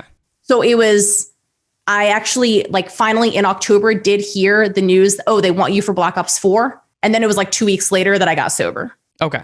So it's good to clarify the timelines here. Yeah. What was the decision behind that? Like, how do you go from years of doing this to all of a sudden being like, okay, I want to make this change, which is a pretty drastic change. Yeah. Well, you know, it was a lot of things. The main thing was, you know, that there's a cliche saying, which is, aren't you sick and tired of being sick and tired? Yeah. And it was like, I'd been, you know, really, like I said, that those couple months where I was waiting to hear back on whether or not my contract was renewed, whether or not I have a job the following year. Mm-hmm. And I was, you know, by myself sleeping on a futon. Like it was a hard time in my life. It was one of the lowest times in my life. I was very depressed. And toward the end, in October 2018, I began calling the National Suicide Prevention Hotline a number of times, just to have someone to talk to. Because, you know, also my ex had finally moved out at the beginning of October. So for a few weeks in there, it was just miserable. You know, I just was not doing anything. It was terrible. So I ended up calling, you know, the suicide line quite a lot. Yeah. And then finally, one day, the morning of October 22nd, you know, I woke up and I was just like, why am I alive? This is bullshit. I just literally have nothing to live for. And that was interestingly, like I said, that was after I had already found out that I had a job for the next year, but I was just so depressed that I didn't give a fuck. I was like, okay, so I was looking at the day ahead of me and I was like, there's nothing that will bring me joy now. So sure, I have a job for next year, so I don't have anything I need to work on. I don't have to try at anything. You know, I am doing okay financially now that I know I have a job for next year. My rent is paid. I just felt like I had nothing to live for. So I called the you know, suicide line again. And this time it was a man named Rick who answered. And the thing about and you've probably observed this in other people, or you probably have a little bit of this sense, but a lot of alcoholics have told me that like they can also tell when someone is an alcoholic without even like talking about drinking. Yeah. And that's what I think this dude did. He had this like Jedi mind trick. Like, you know, he does the whole thing that they always know. My name is Rick. You know, why are you calling today? How are you feeling? Things like that. You know, do you have an active plan to kill yourself, et cetera? Yeah. And, you know, after we got through all that, again, I didn't even mention drinking. I'm just like talking a little bit about some of the stuff that's going on in my life.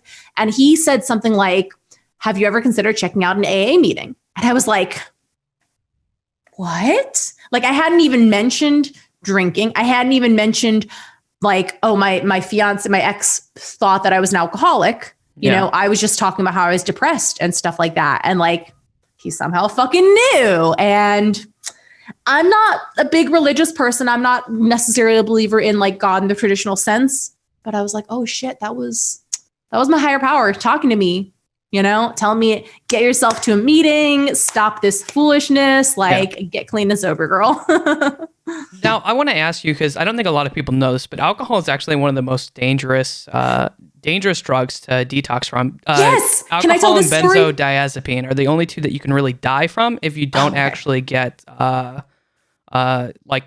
something. You can't just cold turkey it. You can die from withdrawals. Alcohol. I didn't know that about benzos. I did not know that about benzos, but I did know like heroin and, you know, like meth. Like if you are withdrawing from those, you will go through hell, but you can't actually die from heroin withdrawals. Alcohol is one of the only substances that you can die just from withdrawals. That is why supposedly like EMTs and ambulances always have alcohol in hand, because if somebody just tries to detox on their own, like it could go very poorly. Now, I did not have that physical dependency in terms of like I didn't have like withdrawals. Like I would have, you know, I would get the shakes. Sometimes I got a few of the DTs, you know, but I didn't really, I'm lucky, you know, that I'm young enough and in good health and everything that I did not have any of the other physical health effects that many alcoholics experience. Okay. So it hadn't progressed to that point where it had not. Okay. And it just, as far as like the volume and degree I was drinking and stuff, I think wasn't quite, you know, quite as much as other alcoholics that I've And witnessed. that doesn't make that doesn't make you any less of an alcoholic or anything like that. But I think that's what I was wondering, is because I know that when I worked in the treatment center, there's only two things that we couldn't take someone in, and it was alcohol or benzos. They had to be medically detoxed. Correct. Yeah. And like I never went to treatment. You know, not that like I know people who I think probably drank less than me and did go to treatment. You know, again, it's not, but it's you know, I mean, and I'm glad that you call it, because I know this is kind of a sign of someone who like is in the know versus isn't, the fact that you call it treatment instead of rehab. Because everybody else, and not that like, you know, I don't get too hung up on it. I can just tell if somebody uses treatment, then I'm like, they know. Yeah. So, but it's interesting. I mean, to be fair, like if you can follow a program, like that's all a treatment center is about, trying to establish some level of a program. If you can follow a program, and I don't normally preach like one over the other, because I worked with Native Americans mostly. So they don't really, fascinating. Their AA is a little bit different because of the way that they view because there's a huger cultural aspect. So, but it's about following a program, and I don't normally preach one. If you can follow a program, you're probably going to be good, because you just need like structure is just honestly probably the most important thing. And that's what a program provides, is structure. Yeah. So, but yeah, no, that's interesting. So you decide to do this, you decide to do this. Do you end up having a conversation with your parents and being like, yeah, this is what happened? What was that like? That's like almost like. Yeah, I kind of did. So there's this one, you know, so speaking of programs, I do follow the, you know, a traditional 12-step program. Yep. And one of the steps is well, there's a couple. There's like making amends, you know, and there's a couple different steps basically that kind of that are very similar. But in one of the steps, you make amends. And what that means is, it doesn't mean that you say sorry. It means that you show the people to whom you are making amends that you're living differently. Yeah. So I never had a conversation with my parents where I was like, I'm sorry that I'm such a drunk, you know? But, you know, I did have kind of a sit down talk with my mom of like, you know, okay, like, you know what Ross told you, you know, like, I'm like, I know he wasn't really way off base. I've been going to AA. tears. I don't even remember how long sober I was, but I told my mom, I showed her my little chip. I was like, I'm this much sober, see, like I'm doing okay. And I was like, I don't want to talk about this, but just so you know, I'm doing okay, because I have a very it's hard to talk about, tough subjects, especially with your parents. And especially there's this whole thing of my parents had such a hand in my life and my growing up that, I didn't want them to think that it was their fault. Because, it's a lot of things. And a big one is genetics. So at the end of the day, it's the ultimate their fault. But I don't think that, I think I just didn't want them to think that they had done something wrong. And I don't think that they did everything right in raising me. But it's also my alcoholism is not their fault. Yeah. Yeah, because you have to take some level of personal responsibility, because if you don't, then you would never change. Well, you have to take responsibility for the things that you do and the way you react to that alcoholism. Yeah. Because of course the whole thing is that it's also not my fault that I'm an alcoholic, it's just, I just am. Yeah. Yeah. So you go through, you do that. You're kind of on the, I would say, moving up, and then you work through that year of, is it still CWL at that point? Yes. Okay. So I was CWL. That year of CWL, and I think I know what this is leading up to. And then are you going to get to then after that? Then I'm not renewed for Modern Warfare. That was fucking tough. Whew, that was hard. Was there moments where you thought you were going to break?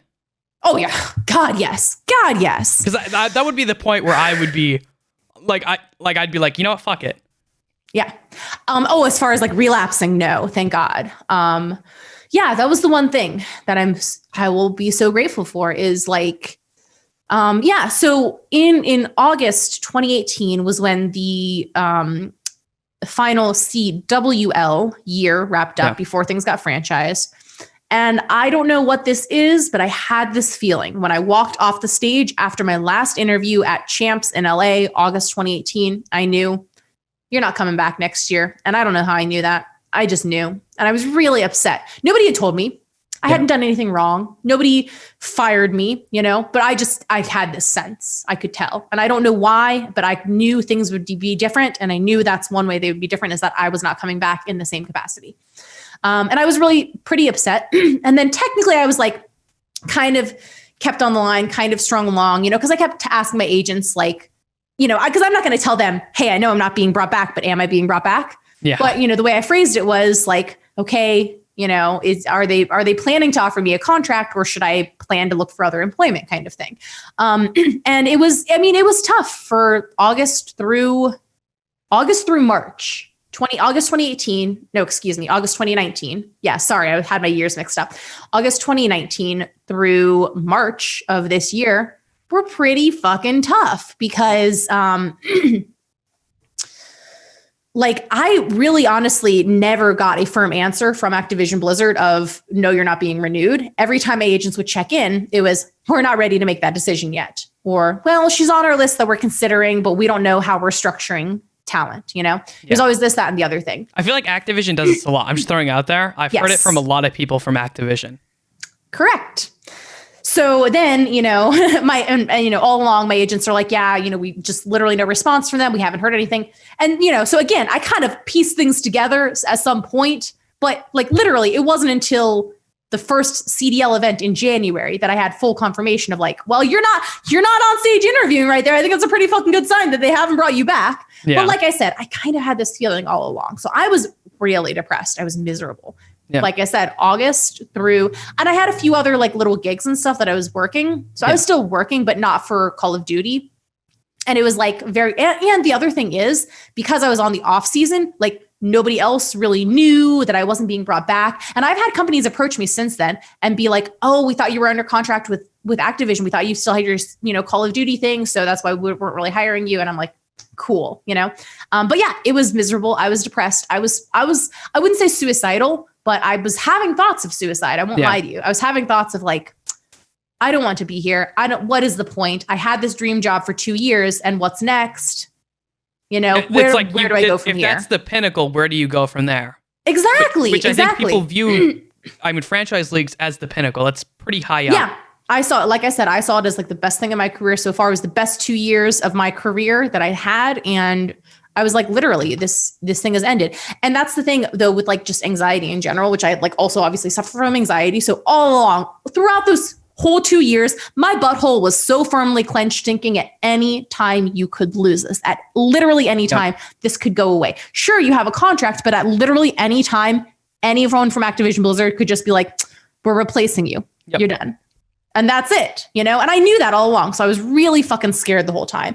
And then, again, it just really got cemented. And, but I'm really, really grateful. All that's to say, I'm really grateful that I didn't relapse through that.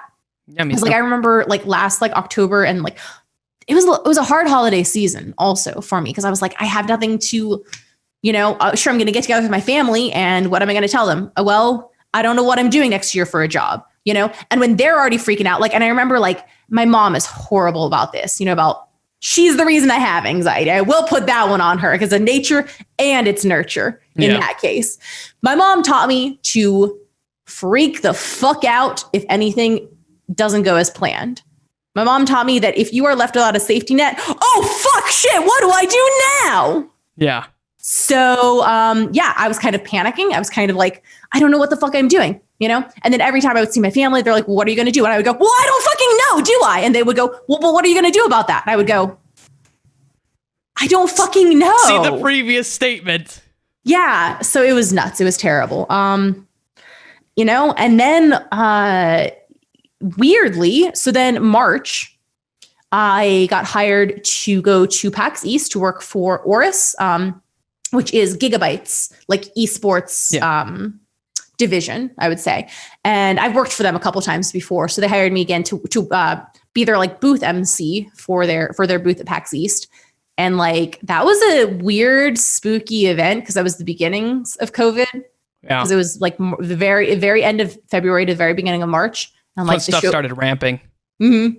And the show floor was noticeably more empty than it had been in previous years because I've been going to PAX for, a very long time. And it was not wall to wall crowded like it usually is. A lot of people wearing masks. And I was like, man, I had this sense. I was like, this is going to be the last event for a very long time, the last physical event. And then it was. And then right after that, things started shutting down. Things started going virtual. And then when things started going virtual, I started getting hired all the time.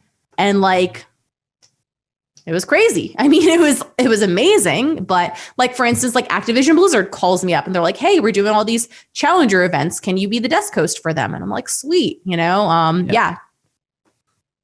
Yeah. So you do that. But one of the cool things I also noticed, you started picking up streaming and I think you started incorporating working out or fitness more into that, which I did. Okay. Can I just say, I don't mean this as a stereotype, but your last name is by far the most gym rat last name ever I fucking heard. It's so perfect. If I hear Brohard, right? I just expect you to be in the gym, snorting protein powder. You expect me to look like this. Yeah, that's what you expect from a Brohard. Yeah, I expect you to be snorting protein powder and just it's a very fitting last name. Yeah. Well, so it's really funny because I also think it kind of fits with the video game industry pretty well as well. And I always joke, I'm always like, you know what, with this last name, I either was going to go into video games or porn. And I'm pretty sure I chose the right industry. Yeah. Yeah. So. I know a lot of people work in porn actually, and they're pretty happy too. So Good for them. I'm not knocking it. I think that's valid. And I think that I think it's a personal choice. It's a good thing. It fits. But so you started incorporating this, and what was? That's got to be one of the most gratifying feelings to be the only person that you are responsible for when you're doing independent stuff is yourself. If you fail or succeed by yourself, it doesn't rely on other people. And I think at least for me, it gets rid of a lot of that anxiety of oh my God, these people don't hate, these people hate me. You still have some of it oh my God, I'm not going to have people who like me anymore, who want to watch me, which is a different side, but it's no longer on I would say the business side of, which I think is different. Yes, it's so much different. Yeah, I love, because here's the thing. When it's a different, there's always going to be pressure, obviously on every job. But as far as streaming versus hosting, that kind of pressure, it's so different because you completely hit the nail on the head.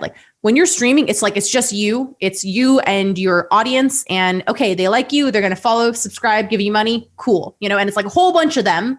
you don't necessarily have to make them all super happy, but you have to make them all kind of happy. Yeah. Versus like if you're hired on for like an esports production, it's like, oh, this one company you have to make happy. And like they can make or break you. They can decide whether you're going to make money this year or fucking not, you know? And it's like a big daunting thing versus like streaming is just like so much more like, oh, it's just on me. You know, if I don't get many viewers this stream, or if I miss that headshot, or if I say something that's not very funny or whatever, that's okay. Pack it up, try it again tomorrow. Versus like events, there's like this big, like, oh no, if I fuck up this interview, like so many more people are going to see the fuck up. And it's just like a very different kind of pressure. Mm-hmm. So that's got to be like very freeing now, just overall, because you have this, I would say, other stable source of income that works well. And I think that's one of the scariest things about esports is the lack of stability that you tend to have. But you kind of made that up. That's got to make it a lot easier to probably do your job overall, doesn't it? It does. So yes, because I'm in a very, very like, so this cool thing happened also where in addition to the pandemic happening, I've also this year, as of this year, officially really been working in gaming and esports in some capacity for 10 years now. Because my first time ever working at an event was PAX East 2010 when I was a Fragdoll cadet.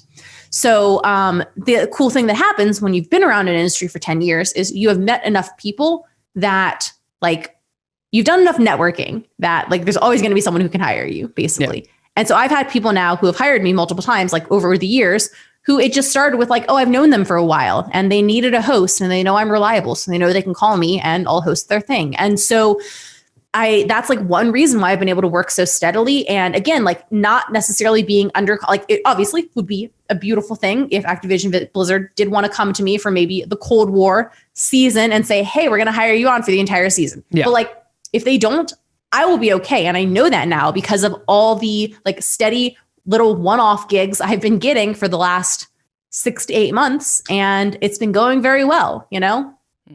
If there's something that I don't want to do, I can turn it down. Again, going back to like, if Activision Blizzard hands me a contract for next year and there's an event I don't want to go to, too bad. I kind of have to. But like the way I'm doing it, if someone which has happened a couple times now, if someone offers me a gig and I'm like, not really my jam, I'm not going to do that. And I can say no. Yeah, that's gotta be awesome. It is, yeah.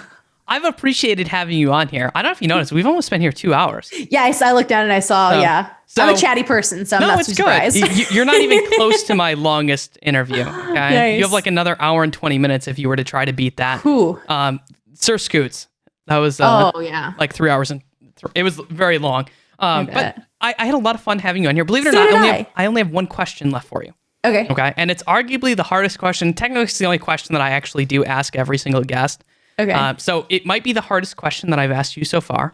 Okay. So having had the experience being on the show, hopefully you enjoyed it. If you didn't, too bad. You've been here anyways. There's nothing you can do about it. So too bad. If you could see anyone to be on the show, the only criteria is that they have to speak English because it's the only language that I speak. And they have to be involved in, I would say, media. So that esports, news journalism, behind the scenes, in front of the scenes. They don't necessarily have to be on camera. Who would you like to see on the show? And if you pick someone who I've had, I will let you know. Yeah. Okay. A couple names come to mind. And then the thing is, I'm going to cheat and basically pull these right out of they were on my podcast playbook. That means you could help me get in contact with them too. I absolutely can. Because I have some people who like were really fantastic. If you guys don't watch Jess's podcast, it's called Happy Hour? Happy Hour, yeah. Spelled with an I instead of a Y on happy, because we think we're cutesy like that. Happy Hour. They're really good to listen to. She's had some amazing guests. I know that at least the ones that I've listened to so far, I listened to the one with Fizz. And Fizz, I was actually Wiz. It's FWIZ, isn't it? Yeah, Fizz. Yep. Fizz. Yep. God, that's so hard to say. I know, it is hard to say. That's really important because he does some really big stuff for YouTube. Yeah. I think like he's like the top person of like YouTube gaming. So it's a really great interview.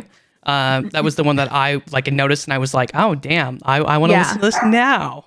Yeah, because I knew him from way back when because like we're both from Ohio. And so I don't remember exactly even how he and I met. I think it was while I was a Fragdoll cadet.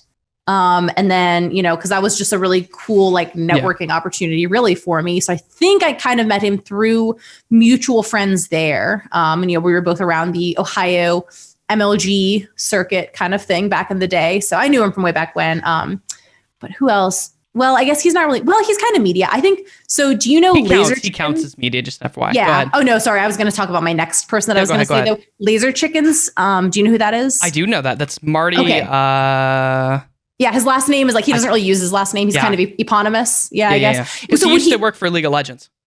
Okay. Well, would you count him as media? Like, would he be qualified for this show? Yeah, I think so. So anyone who is involved in esports, I consider esports like entertainment. I guess entertainment would probably be the better word. So anyone who's in entertainment. Oh, sure. As a whole. There you go. Okay. Then I would definitely say Marty, Laser Chickens, definitely someone you want to try to get on the show. Cause like his episode was one of the longest episodes.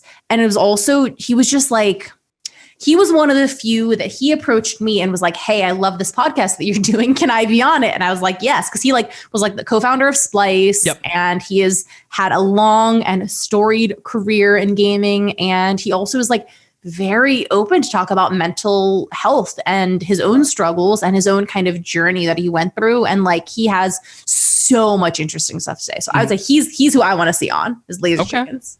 Awesome. Well, I appreciate you spending the time to be on here. If you have any last shout outs you want to give, you're more than welcome to. Otherwise, I'll close out my show. Yeah, I don't think I have anything else I want to say except for thank you so much for having me on. I think this is a really great thing you're doing. And I think I'm glad more people are paying attention to mental health and stuff like that. And I think it's not easy for everyone to talk about. And that's one reason why I feel like I'm so outspoken and shoving it down your throat and letting everyone know hey, let's talk about mental health is because that's the way to normalize something and make it more accepted to talk about. And I think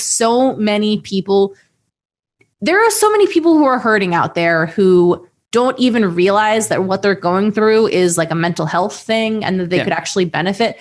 Because I think a lot of people who are it's really pertinent in this day and age, in the age of internet trolls. If you look at the psychology behind these internet trolls, why they troll, honestly, they're deeply unhappy. They're depressed. They're angry because they're depressed and they don't know that they're depressed. And it manifests as anger. They're unhappy with their own lives and they don't know how to change because they don't know that they need to change. So there's a lot of conversations that I think sort of still need to be had. And so thank you for having these conversations. Awesome. I appreciate you being on here. For everyone out there, this has been The Minds of Media. We do have more guests next week. We have Freya Spear, which I said her name wrong last time, but she'll be next week. As well as we have one tentative for Friday, which I'm not announcing till it's actually completely booked. So you're going to have to wait on that one. But hopefully you guys enjoyed this. I had a lot of fun. Thank you so much for being on here, Jess. For everyone out there, it's been The Minds of Media. Until next time, I hope you guys all have a wonderful day. Oh, hello there. I hope you enjoyed this video, so please make sure to like, subscribe, and turn on those notifications. Shout out to all my Patreons who support me. If you're looking to support me, you can find my Patreon at patreon.com/improvblake. You can also find me streaming throughout the week at twitch.tv/improvblake.